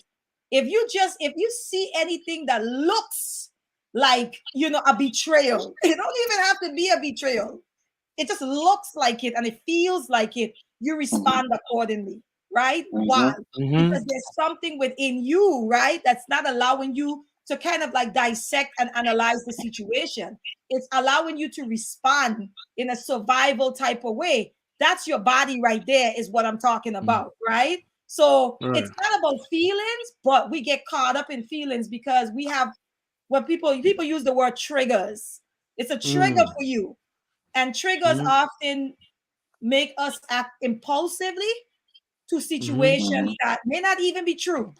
We end up overreacting sometimes. It might not even be true. We won't even take the time to assess the situation. We just feel like it's a threat, and therefore we react accordingly. And then also too, I wanted to go back to what you said about trust. That's why we can't just speak about submission like it's an island unto itself. We can't. How are we talking about submission and we don't even trust each other? Yep. Yes. How are we having this conversation? You don't even black man, you don't even trust the Black woman. Black woman, you don't even trust the Black man. But we literally want to have a conversation about submission. No, submission can wait. We got more important work to do before we even get there. We have to get to a place where we love each other, to respect each other enough to even want to submit to each other. Submission is secondary. That should not even be the primary discussion. But we hear that a lot of these spaces. And then when we act a fool, it's the Black in us. You know what I mean? Yeah. Don't mind me. I'm just being my natural Black self. Okay? We got to get to the real root of it. I like the solutions. The real root is we gotta learn. We have to be willing trust and respect. we have to be willing to peel back the layers. And I know that's scary, right? We talked about courage earlier. It's scary to do so, to like have to peel back the layers, because you kind of know what lies beneath, and you might not be ready to face it. And so what happened? I feel like we have a lot of very deflective conversations. Very deflective. We are deflecting from what the real issue is, right? And so we create these conversations that to me are just distractions, because it's like that's not really the issue. But we do anything possible to not tackle the real issue, to not peel back the layers and get to the root of why we move the way we do. Why do we interact the way we do with each other? Why do we disregard each other the way we do? Why is it so easy for us to discard of each other? Why don't we love each other? Right? Why don't we hold each other in high regards? That's what we need to discuss. We need to get to the why and not the what. We're too focused on the what. We know we're dysfunctional. We are very aware of that. Now, let's talk about why, so that we could change it. That's all I got. No. Well, hold on. I gotta give you the air horn. Okay. That's what she got for now. That's what she got for now. Yeah. She got a lot more, y'all. But Trust me. so real quick, everyone, right? And Miss Hanifah, I do have a question that will store up from She Stole My Thunder, but I gotta remind everybody, if you guys are enjoying, and ladies too, ladies and gentlemen, if you're enjoying this awesome content, and if you're enjoying listening to Miss Hanifah Speaks, okay, please get the likes up for Knowledge and Relationships on YouTube, you know, and also if you're new, subscribe to our YouTube channel. So shout outs to Tiffany as well. I saw some other new faces Shout out to Tiffany, in the chat, but I can't find her. But shout outs to shout people out to Quantum Love Metaphysician. Shout outs to Quantum Love. We see Daryl you. Love. That's my brother. Daryl Long. Three Married Ladies. Three Married Ladies. What's good? What's going on? Good to see y'all. Okay, Tristan as well. Look, so get the likes up, everybody. Subscribe to Knowledge and Relationships on YouTube. We have more in store, just to let you know. And this is Black Man. Definitely loving your statements as well, too. Go ahead. Now, we was kind of touching up on some things about Christianity. In the beginning, Hanifah, you did say that you was a Christian, and then you kind of stepped out of Christianity. So her question was, you say you were a Christian, now you have converted to another religion, or have you become, what's it called? What's it called? Agnostic. Yeah. Agnostic or atheist. Agnostic or atheist. If I may ask so boldly. No, I haven't converted to any particular religion. I opted out of that. My mom and my dad used to practice Islam, hence the name Hanifah Nailah. Very Muslim name. But I haven't converted to any particular religion. I think that I feel like the part that religion plays. I'm trying to see how I can say this. Feel free to say however you want to say. Yeah, say whatever you want. Say whatever you want. Yeah. I just don't think that. I believe that Black people have work to do as far as our own liberation, whether that's our physical liberation of our physical body in this society, liberation of our minds, liberation of our spirit. And I just think that religion often gets in the way of that. And so I don't necessarily subscribe to any particular religion, but I do believe that there's a force out there much greater than myself. I do not believe that it exists outside of me or in somewhere in the sky somewhere and completely out of my reach. I believe that it is within me, constantly guiding me, constantly teaching me, constantly talking to me. When I wake up in the morning, it greets me. It has conversation with me, right? It is where I get my wisdom, and I'm saying it. I can say she, I can say he. Some people say God. Some people, some people say source. Whatever you want to define it as. But I am not an atheist in that sense. I don't necessarily. If I was to say agnostic, maybe, but not quite. But I do believe in that the divine dwells within you and within you and within me, and each of us have our own individual relationship should have our own individual relationship with the divine that exists within us. I think religions are distractions. I think it takes us away with having that real intimate relationship with the divine that already dwells in us. I agree. Yeah, I agree. Yeah, that definitely well said.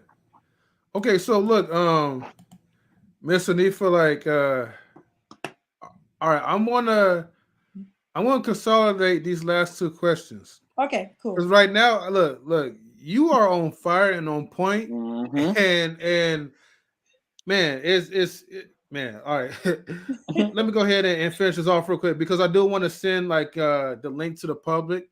Okay. And yes, the last question is, what is some advice will you give to men about women?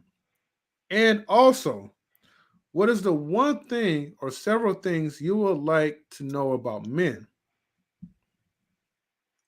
Okay, so the first one is advice for women, advice for Hmm. men about women. Okay. So yeah, so this one is like, what is some advice will you give to men so they can understand about women? And then the other one's like vice versa, like what is the things that you would like to know about men? Okay. All right. So the last question you kind of asking us basically. Yeah. In Okay. the chat, in the men in the chat, y'all could say y'all could voice what y'all wanted to as well. Okay. Um. Okay, for the woman part, advice for men about women. Oh my. Mm-hmm. Let us know. Let us know. Take I notes, brothers. know. I know. We are complex beings, and that complexity does not have to be a bad thing. Your acceptance of that complexity will actually increase your chances of really bonding and being in tune with a woman if you can accept that. We need you. We've just been Mm, hoodwinked into thinking that we don't, but we do. mm, mm. We do. Hmm. We need you beyond your provision. And this is important for you to understand because we have reduced our men to providers and to dollar signs. Wow. But you Oh. guys bring so much more to the table that we need, right? We need that logic. We need that structure. We need that protection. It is absolutely necessary. So when looking for a woman, find a woman that understands that. Find a woman that is vulnerable enough to say, Black man, I need you. Mm, Black man, my child needs you. Mm. Right? So yeah, so those two things, the complexities of women, it don't have to be a bad thing. And secondly, we need you. We just think we don't. Because somebody told us that I gotta give you certain a round of applause. I'm sorry, sister. I gotta give you a round of applause. I'm sorry. I'm sorry. I can't hold it no more. I'm sorry. I'm sorry. Just give her a round of applause, please. Come on, please, please, please, I got you. I please. got you. Oh my gosh. Yes. Yes. oh Lord, you guys are making me blush. Yeah, that's pretty much all I would say is that yeah, but let me just make sure I say this. When I say we need you, and we're gonna get into this because I'm gonna ask you guys the question. We need you to be your best self. That's We Mm, what I always need say. you to be your mm, best self. That is mm. important. We need that, right? Yeah, Hmm. and yeah, that's it. Just and take time to study women. Don't take advice from these men that only want to look at women as second class citizens. Take your Mhm. Hmm. time to tune in and to get to know the woman you're dating, the woman you're marrying, the woman you're with. Take the time because we are not all wired the same. So whoever your individual she is, take the time to tune in to what she likes, what she don't like. So what makes her go right? And Mm. Okay.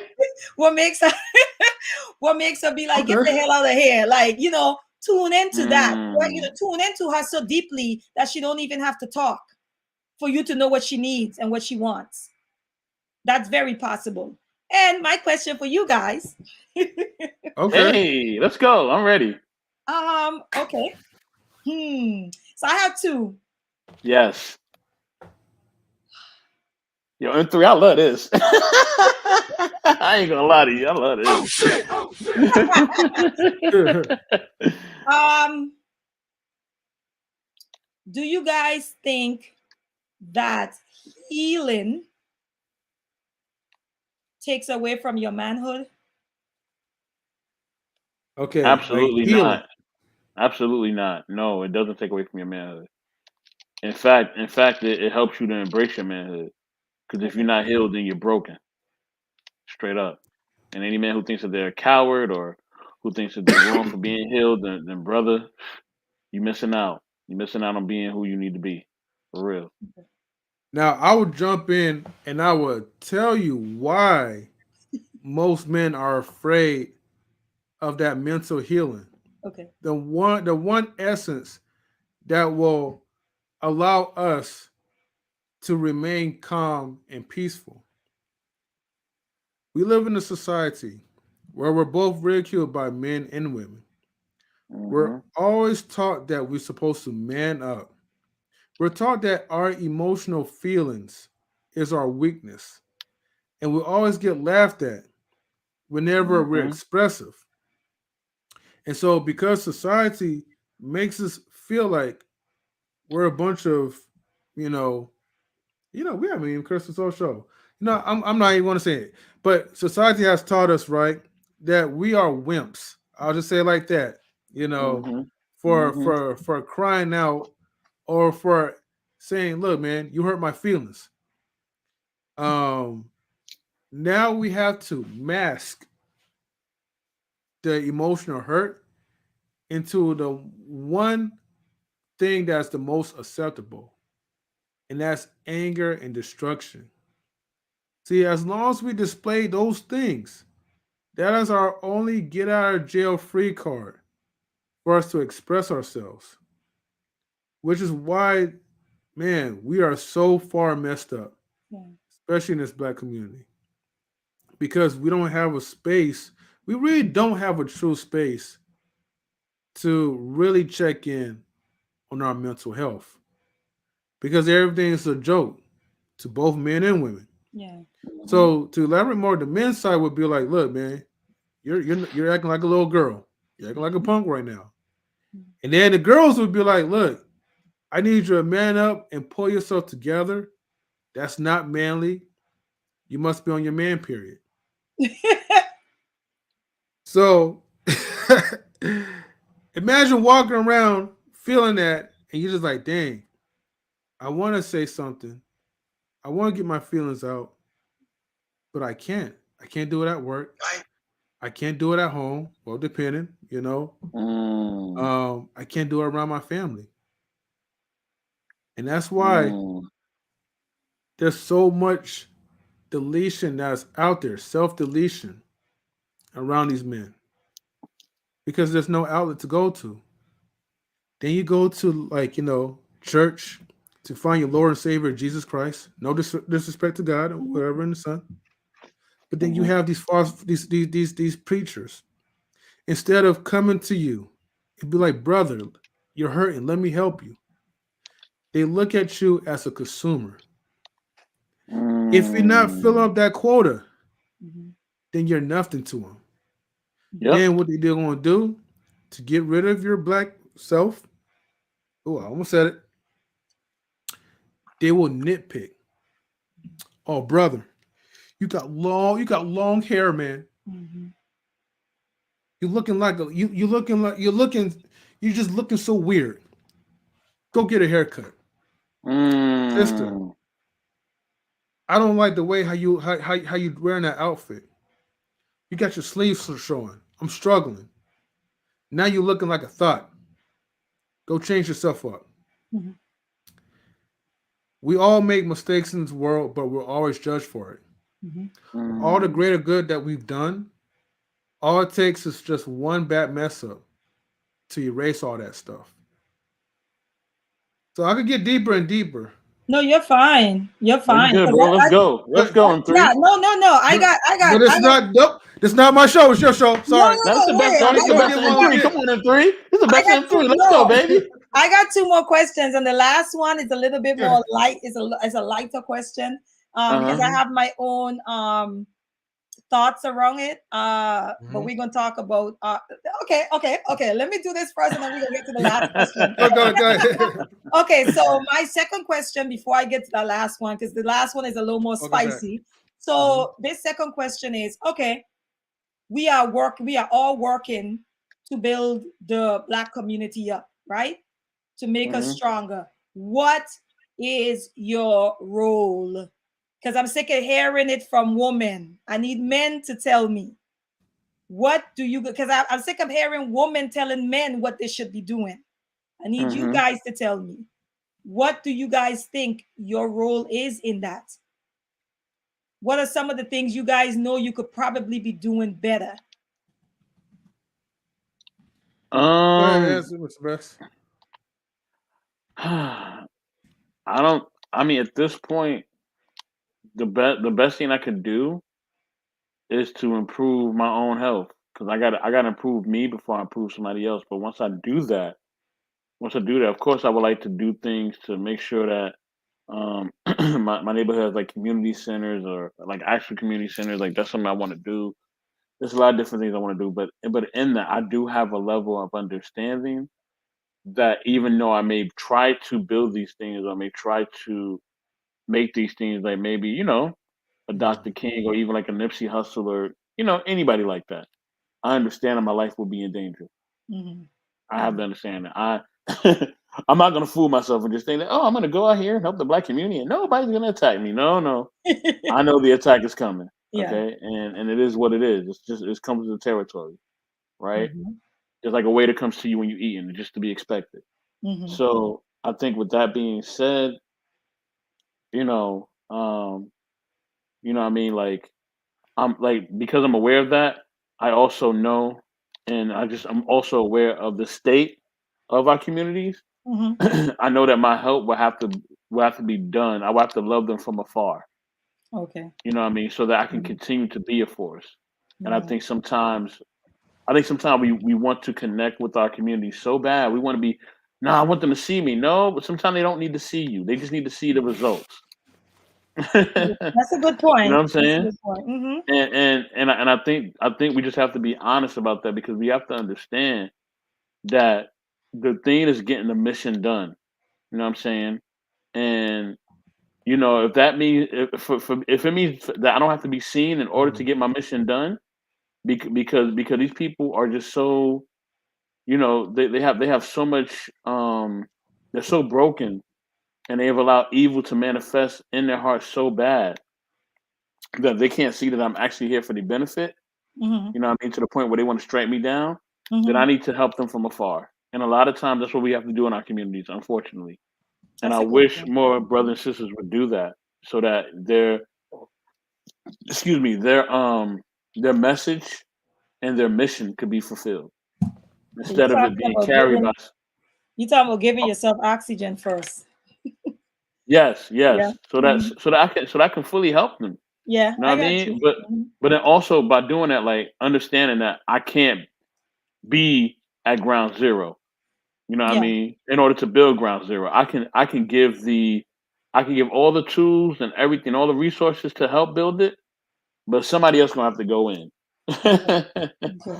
And I have that understanding, because of what I've already obtained in life. You Mm-hmm. know what I mean? Somebody is going to want to snatch that away, because of just the poison that we have allowed in Yeah. our culture.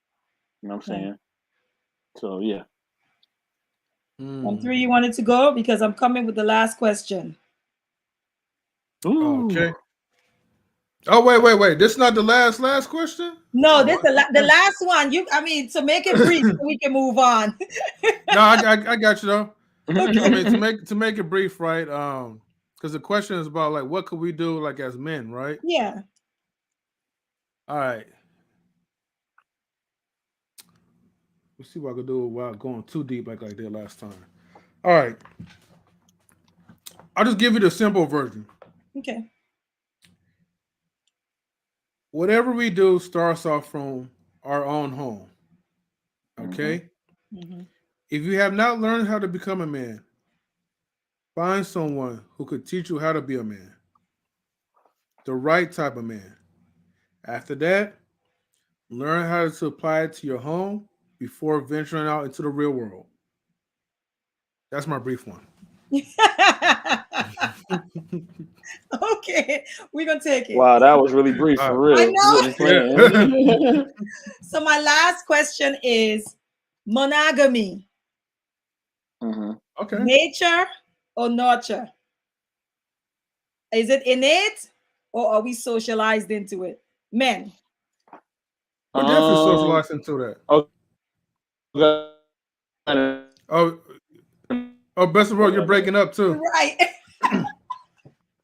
Yeah, I'm struggle streaming. I'm sorry, We're y'all. definitely so. But you go ahead in 3. No, you good.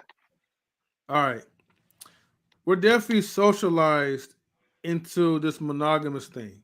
Now, here's the thing. Okay. And sometimes it can be kind of like, confusing. Polygamy, all this other stuff, right? But basically, a monogamous relationship is when you're committed to that one person. Now, I am in a monogamous relationship. I know. I'm married, of course.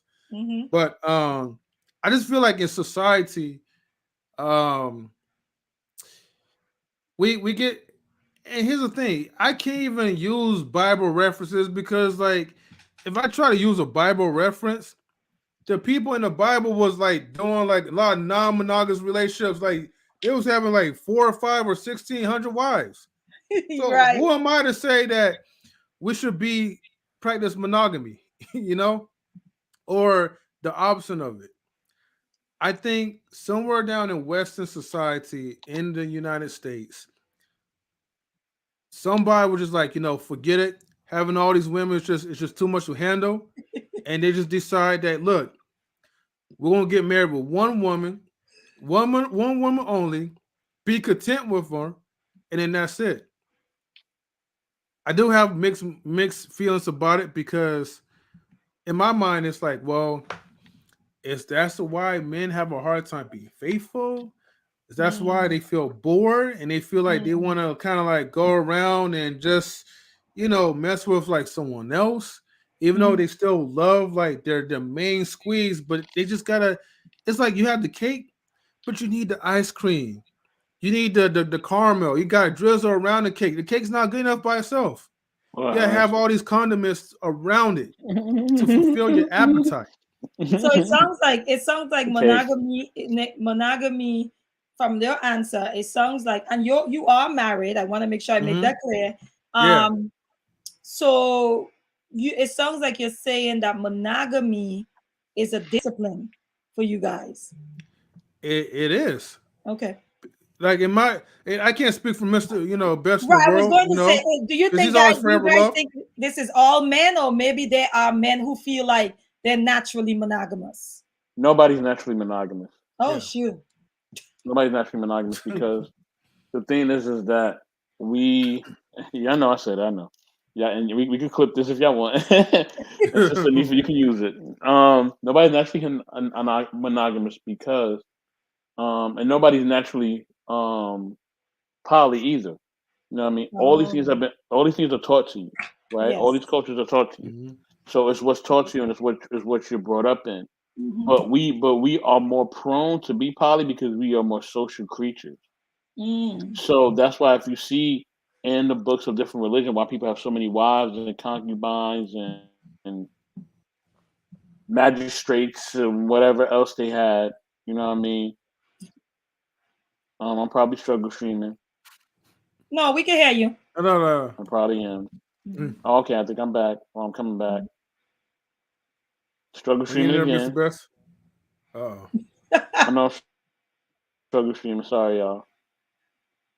But we can hear you. Yeah, I'm struggle streaming. Yeah, we can hear you. Okay, I'll be back. We can hear. You can hear me? Yeah, okay. we can. Yeah. Yeah. The reason why that is, I'm going in and out. I'm sorry. I'll be back, y'all. I'll be back.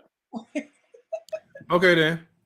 The internet gods is trying to stop his greatness right now. Like, I know, man. Just hating. Don't be spreading that message. Don't be spreading that message. Yo, so she stole my thunder, right? She says like the cake ain't enough. I thought my cake was enough for any man. LL. I kid. And the hashtag struggle streaming to 1K. Oh, damn. Oh shit. All right. You got jokes, but yeah. Look, I'm not gonna lie. As a man, we're greedy. Okay. I'm just gonna, matter of fact, see, Hanifah, you took my glasses off, right? I had to take my glasses off. Was coming with it. I already knew. Yeah. Because the thing is, like, we're greedy, and I'm not saying like that's our justification or it makes Right. it any right, but we have those type of urges, and those urges is that if we don't allow ourselves, if we don't discipline ourselves, we could fall into the, I guess, the polyamorous type of lifestyle where you're just messing around with different women, but ultimately the one who loves you the most that you're committed with, that you made that promise to, is the one that gets hurt, you Yeah, know, pretty and much. you're hurting your own relationship. Right. Now, if you talk to your spouse or Yeah. whatever, you made that type of agreement, like, hey, look, Right. I love you, but I gotta swing around, like, through the monkey branches a little bit, a couple of times, and if they're with you, then I feel like, okay, it'll be cool.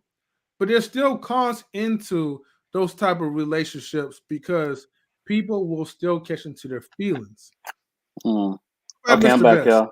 All right, so let me finish my Go ahead. thesis. No problem. So, you know, and I'm gonna use some examples now. Now we all know there's a famous singer who's from Chicago who's done some crazy things. I'm not gonna say his name. We all know who I'm talking about. And there was still grown women still chasing after this man because of he was an attractive man and he had power and influence. So when Mhm. you're attracted to somebody, they could be the scum of the earth, but if they're attractive, Correct. right? And people are going to be drawn to them, right? That's just naturally things. We all know that fast food is not good for us, but man, that ice cream is good from that restaurant, so I want to get it, Mm. right? So that's life. We are drawn to things at times that is not the best for us, or at times things we're just naturally attracted to, and whether it's healthy or unhealthy, Hmm. and that's just life. So when it comes to relationships, it's really no different. Um, you know what I mean? So, Sister Neef, if you see a man and he's like Denzel Washington like, or he's like Michael B. Jordan like, or Idris Elba, whatever kind of very attractive man that they say is attractive, Hmm. and you see him, you are going to be attracted to him Hmm. because of what he physically looks like. I'm Hmm. not saying to be attracted to his personality. That's a whole different thing, Yeah, yeah, yeah, yeah. completely, Hmm. right? And I think people have to understand that they're not the same thing. Okay, personality and looks ain't the same thing, people. Okay, please don't get lost. All right, There's levels to attraction. Yes. exactly. Hmm. So you may see him, you're like, "Ooh, he is good looking, he fine," Hmm. but then he talking, you're like, "Oh man, nah, he ugly," because of who Right. he is. Right. Because of who he That is is. so true. Yes. You know what I'm saying? But that doesn't take away from he that he's aesthetically pleasing, right? Exactly. He's pleasing to Yeah. the eye, Yep. not to the soul. Yes. Now, with Mm. that being said, I know. With that being said, right? The reason why I say we're not naturally monogamous because we all have different energies and vibrations, right? And that energy and vibration is meant to be endless and boundless, right? It's Yeah. not meant to be controlled, right? Oh, okay. Now, but it's also not meant to harm anyone, Right. right? Right. So when the energy becomes tainted or toxic, then it harms others because it's been polluted, right? You can have a cup of water, right? And I'm using this cup of water thing as an example again, right? The water doesn't become bad water until let's say you put a piece of garbage in there or a Hmm. turd in there. Now that water is no good. But water in its natural state is good. There's Hmm. nothing wrong with it. It's pure. It's good. There's nothing wrong with it. But Hmm. it's only when you add things to it, it will taint the environment. So that's why when we have children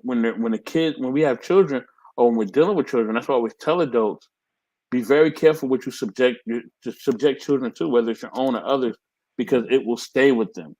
It stays in the ecosystem. You may have a hard time getting it out. You know what I Yeah. mean? So Yeah. watch what they watch what they read, watch everything. You know what I mean? Yes, you may like certain type of music, but when your kid get in the car, maybe you should throw in that Barney. You know what I mean? Or that Coco Melon or whatever they like nowadays. I don't Yeah. know. You know what I'm saying? So throw that on because that will push them in a positive direction. It may annoy you because you're an adult. You're like, I don't want to Yeah. hear Yeah. this. But at the end of the day, it allows them to be positive and to be in a loving spirit. And that's what you want to always encourage people to be so that they don't become toxic and tainted. And so, Yeah. but let me speak more to the monogamy and the poly thing.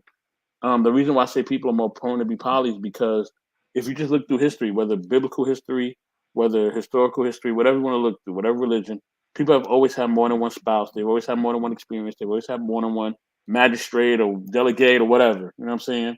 I'm not gonna get into all of that, concubines or whatever, right? People have always had more than one, right? So because we always have more than one, especially for a man, right? Mhm. Because it's usually men that have more than one options. But I also think in history, I think there was women who had other options too. Mhm. You know what I'm saying? Now, I'm not I don't know the full story. Maybe like a Cleopatra or something like that.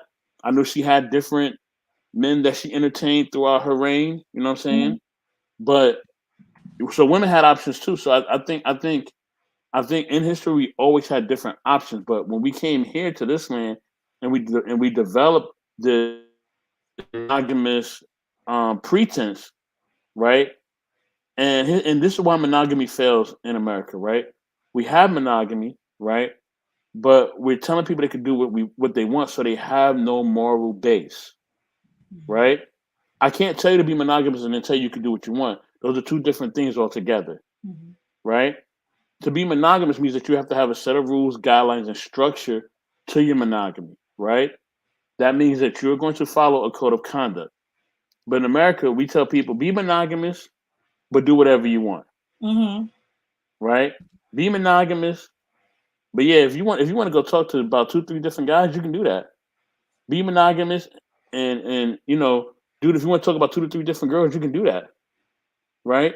So we're sending these mixed signals, and then we just Makes expect sense them to do. somehow to hit a switch and completely become monogamous when they want that one person. That's insane. They never learned that behavior, so they're not going to become that. Yeah. You know what I mean? Because now you're an animal that's used to running around in the free, and now I'm throwing you in the zoo. Oh, you're gonna feel a ways because you used to running wild in the free. You're not used to being in no controlled zoo. You know what I I'm def- saying? I So definitely think it's socialization for sure. Because I'm yeah, listening. Yeah, it's Mm. socialization, and I think that it also because if you get someone and you rear them in an environment where hmm that open mindedness is encouraged, and that's all they know, it doesn't it doesn't really affect them the way someone who is socialized in an environment that pushes monogamy, their significant other talking to someone else is going to affect them differently because they already socialized towards monogamy, right? um yes, but I think some people prefer, because we haven't talked about preferences yet. I think some hmm people just prefer to be in monogamous relationships because it's a little bit less stressful for them it's more in their safe. mind. In their mind, yeah, that's what works best for them. So I think it is socialization, and I also think it's what someone prefers, like what Yes, works best for me, what is probably the least difficult road to travel, like kind of like what M3 said. What is the road that I could travel where it causes the least hurt hmm because of the society Right. that we live in? So yeah. yeah, because we made it seem that because somebody has a desire for something else that that they're a criminal. Yeah. It's not criminal. It's you've had desire to be with that one person, right? And you've in our life we've had desires to be with different people at different times, Yeah. right? Nobody can dispute that. No. You Sister Nifa, you liked the one man at one point, you liked another man at another point, Mhm. you got to know them and you got to see whether they match your energy or not. Me and them three have done the same thing. We've known different women and we see if their energy matches us or not, right? And we made our choices. Now, with that being said, I'll make this last point, then after that, because I feel I'm being long-winded. I'll make this last point.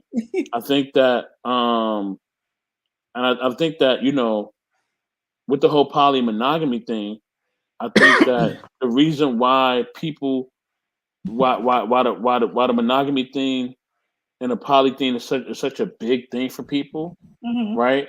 Is because we've been told that, you know what I'm saying, listen, you have to live this lifestyle, and this other lifestyle is incorrect.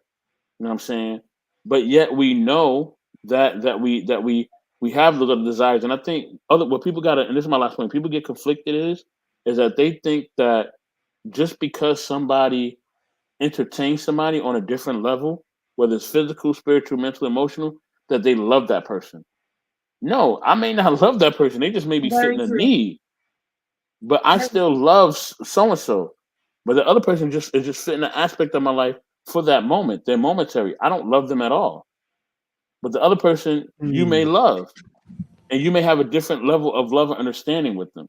And I think people don't. I think there's enough love to go around. I think this idea of someone having to love one person at a time is ridiculous. I think this idea of being married, and therefore that means you will never be attracted to another person again is ridiculous.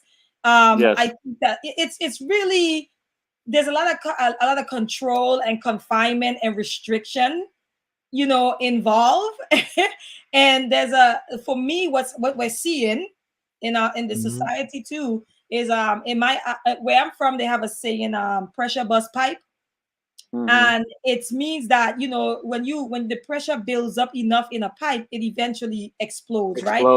Yeah. Exactly. And I think a lot of people are dealing with a lot of suppression, right? On top of other issues in life. So I think we have to make space for these types of conversations to be had without judgment. I tell people all the time, I understand polygamy, but I am not someone that embraces it for myself, right? Yes. But if I meet people who are, there's no judgment there, because I understand that people have preferences, and also our wiring is different. Now, when I think of polygamy, I prefer it to be done correctly. People think cheating is polygamy. No, cheating is deception. Polygamy is polygamy. Polygamy means that all hands is on deck. It means that everyone involved is aware of everyone else. That's the difference. Like, we tend to conflate the two, and that's not what is happening. And we also tend to project our own perversions onto polygamy. So yeah, I'm very careful with that as far as judgment. But I think we need to make room for these conversations, because it's like, okay, so your husband is with you. Trust me, sweetie, you are not the only attraction he have. You're not. We make light of celebrities. We make light of it because we look at it as they are not accessible to us. They're far out of our reach. So your woman might say she have a crush on Denzel. You laugh it off. You don't really entertain it. You get what I'm saying? But it doesn't change the fact that it's an attraction. That doesn't change the fact that it's an attraction. Yep. But now, because it's the guy right up the street, it becomes a problem. But that's a conversation for another day. Listen, you about to get in trouble. You about to get in trouble. Sister's about to come for you. You about to be mad at what you're saying. I'm joking. We have one of these days. I'm gonna do a show on like things that women need to stop immediately, because I have my own thing, even around like who women allowed to quote unquote harass them versus those who they call it sexual harassment. And it has to do with attraction. It often has to do with attraction. Wow, speak on that. The guy is unattractive to you, so therefore he's a nuisance. Yep. Okay? But two men, one unattractive to you and one very attractive, you could give you the same compliment in the same location around the same time, and you decide that the other one is a creep and the other one isn't. Why is that? At the root of it, you often find attraction. Wow. Sister Hanifah, you do that show. Please. Send us the invitation. We coming. I gotta say this, right? I gotta say this. Yeah, we don't. These are things that we're not honest about it. We're just not. But it's a real thing. That's why when you ask us that. Oh, I'm sorry. Hold on. I'm sorry. That's why we. Excuse me. That's why when you ask us this question, I reply with no hesitation, because see, the thing is, people usually try to cap on these things. Oh yeah, because it's a difficult question. They worry about their wives looking at them, and they be like, "You better say the correct answer, or else," right? For those people, right? Us. Now, but for me, I'm like, look. You laughing at that comment? I'm sorry, brother. Go ahead. I feel like there's more love to go around for everyone. You don't have to act on it, But just know that, look, why be so hard on your man or your woman if they flirt a little bit, you know, or if they're telling you, hey, like, this person look attractive or whatever, you know, as long as I feel like they're not sleeping around or doing any ratchet dirt behind your back. I disagree. No, no, You no, no, disagree? no. I disagree. You know why? Let me tell Why? you. Okay. Let me tell you why that becomes an issue. Because Okay. you have entered into an agreement of monogamy. You have entered into agreement of monogamy. That has Yeah. not been established from the jump. This is where the issues come in. So People that's not go the main in. issue. Okay. Yeah, no, people enter into relationships with a lot of dishonesty because we want what we want. So we're gonna say whatever we have to say to get what we want. Oh, We are not okay. having the conversations like before we really get full swing in. So the reason why it becomes an issue, the flirting and all of that, is because you have given off the impression that I have eyes for only you, that I am only yours, that I am only attracted to you, that we are in this monogamous thing together. Once you commit and you come into contract, not even just marriage, just agreement to that, then you are locked into a certain standard and expectation. That's the issue. People are not honest because we are not allowing space for people to be honest, to have these type of conversations where you Miss Sister Hanifah. Yes. Okay. Thank you So for let me that. say Okay. this. Let me say. Wait. Hold on. Let me say this. Let me say this. And before I say this, I think also it gets crazy too because a lot of times religion gets mixed up in things. Yes. And when that happens, people are being controlled by religion. Where I know people who can't even go to the store without speaking to the significant other. But that's another story. Now, with that being said, Sister Hanifah, I don't. It's not even pushback, but it's just a point of reference, right?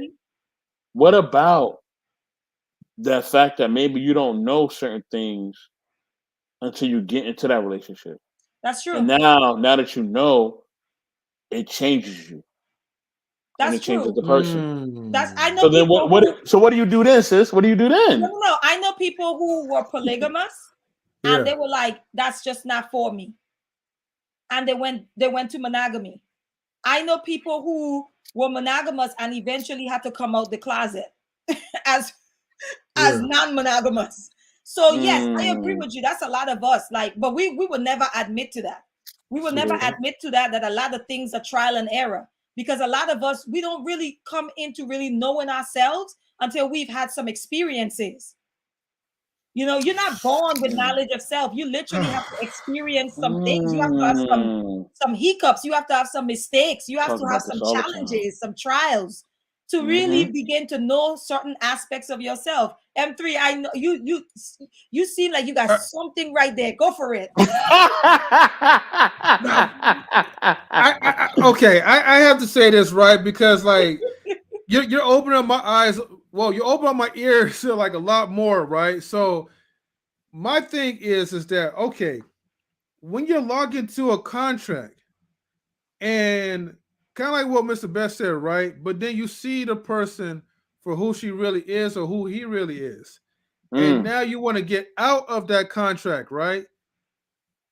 Is it wrong to just want to break that contract? I'm not talking about break that contract by cheating, but just saying, look, you're not what I thought that you would be, and so I want to be out. But the guilt is that the church. Put my glasses back on. And their family, too. And the family as well, right? But and, mainly the church. And societal pressures, yes. Oh yeah, society. Yep. The world. Me against the world, right? They tell you, you bastard, how dare you? Yes. You supposed once you're married, you lock in. There is no getting out.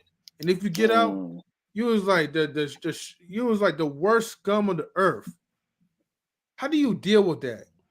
Well, here's the thing. I really think that then you're getting into the purpose of marriage in the first place, right? Like, why are you marrying the person that you're marrying, right? It has to be like, what is the goal? What do you wish to Because the accomplish? pastor told me to get married. Yeah. Because my mama and daddy told me to get married. Because the world told me to get married. Well, therein lies the problem then, right? Because you kind of like just a puppet. You're just, somebody else is pulling the strings Yeah. and you're performing. So here's what I say to that. And by the way, that is why the divorce rate is so high, right?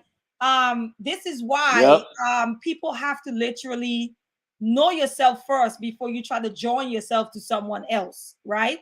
Because if you don't know yourself, and when I say know yourself, I mean like your basic things, what you don't like, what you like, whether you can be monogamous, whether you can't be like these are things you have to know, because then you get into the relationship, and I think it's unfair to that person that in the second quarter you change your mind. You know what I'm saying? It's like, I don't want to play anymore. I quit. You know what I mean? Simply because, oh my gosh, I'm having a deja vu. I've been here before, guys. I'm sorry. I've been here before. Okay, so wow. Okay, yeah, it's like that's the honesty I'm talking about. We enter into relationships telling each other what we've been told to tell each other, right? Having expectations that we've been told to have. That's the issue. Some of us think our favorite color is red and it's not. Okay, and we haven't taken the time to explore that. Do I really like red? Right? Why do I like red? Because it was my grandmother's favorite color. Like, do you really like that's what I mean? And I'm talking about those of us in our 30s and 40s and still are unaware and honest about who we are and what we want. And we are connecting with people on a false premise. We're connecting with people. It's not us that's connecting with them. It is our representative that's connecting with them. And our representatives are connecting with each other. And now you actually have to go and do life together now. Now you remove the representatives and y'all are looking at each other like, who you? Why are you here? I don't even like you like that. So dating, building relationship, I think it takes time. But I think that a lot of us, because especially women, we hear that clock ticking in our head.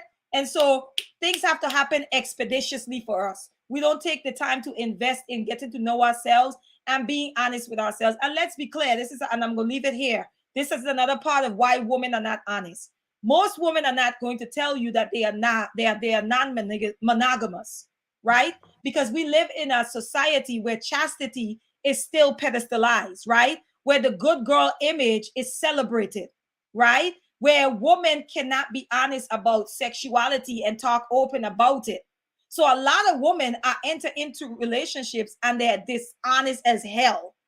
Okay. Ooh. They're not willing to have certain conversations. They're lying about it. They're not even willing to tell you like their deepest fantasies, their desires, none of that, because they're afraid of being judged. Because that's sort of the society we live in. Like, let's be honest. So a lot of women are entering in like that. A lot of men, right, are still dealing with totally and honestly self-expressing. We talked about it earlier. Men are afraid of being judged and being clowned and opening up in that capacity, because after there's men who have dealt with this, after they're done, the woman goes out there and say, yeah, that's why you were sucking my big toe every night, right? That's what Mickey didn't want everybody to know. So when he goes into another relationship with a woman, he's like, nah, I'm not sucking your toe, because the other lady's toe I suck, she told the entire world. So hit the horn for her, man, please. Now I can't show up as my full self, right? You can't show up as your full self as someone that likes sucking toes, right? So you can't fully express. Yes, the whole lot of you can't fully express because somebody else exploited and disrespected your vulnerability, your transparency. Now the other lady afterwards have to deal with that.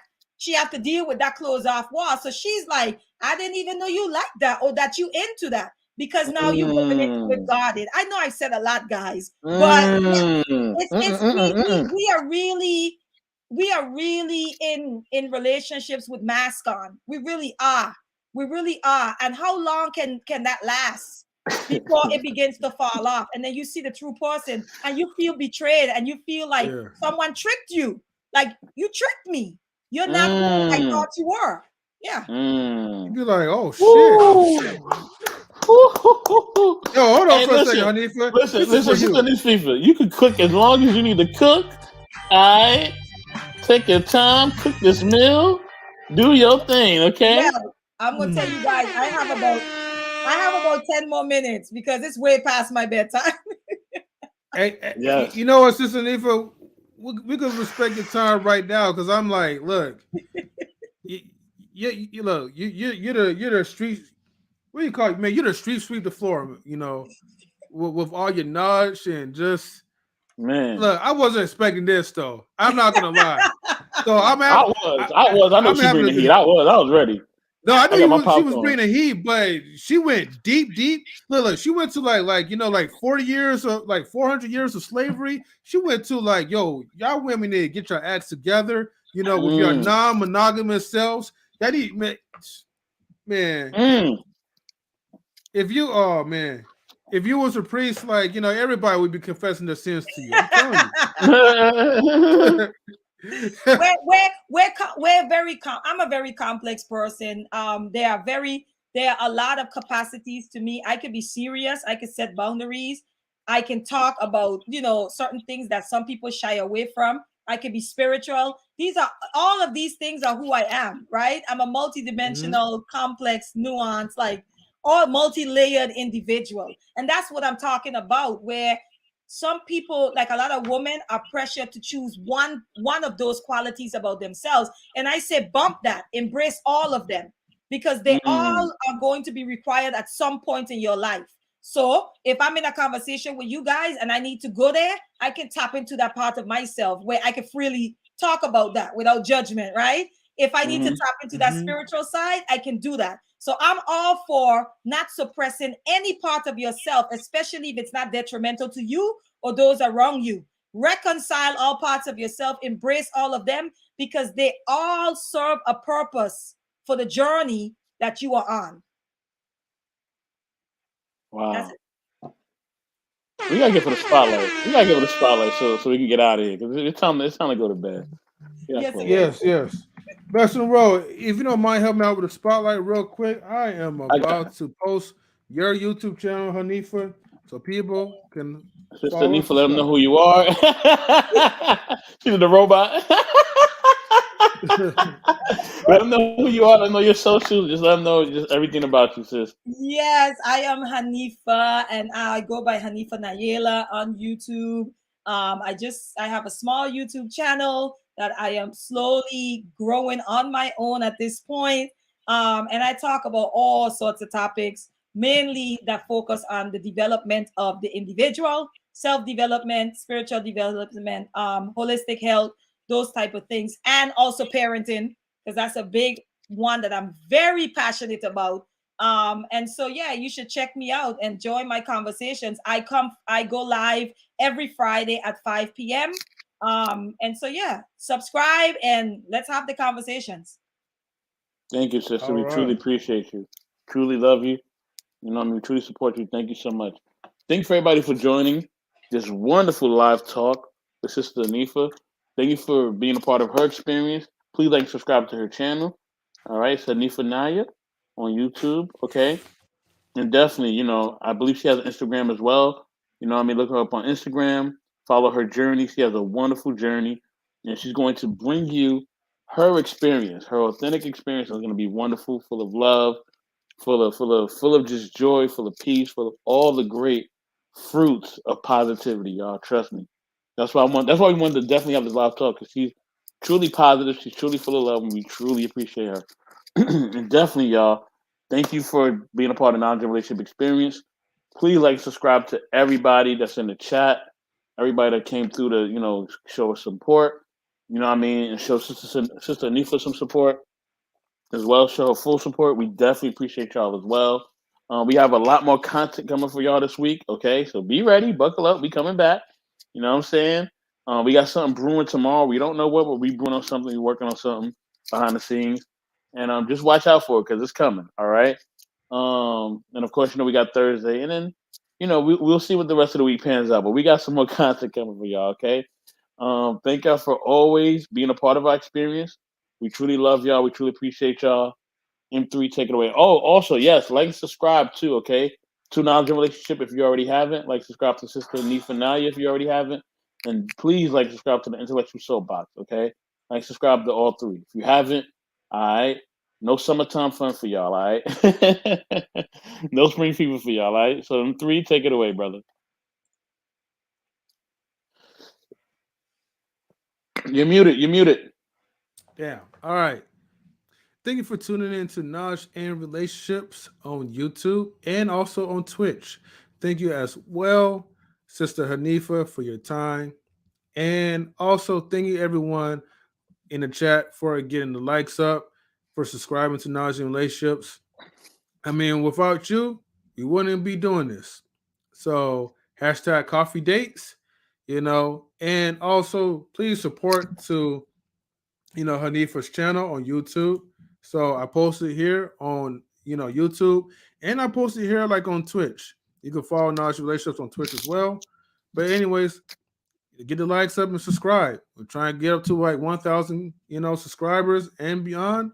So if you can share this video, and also if you can comment after when the video is over to help build the algorithm up, that would be nice. But until then, everybody, please make sure that you do the most important thing for breakfast, lunch, and dinner. And that's by getting your minds right. As always, Yeah. we are out, everyone. Peace. Later.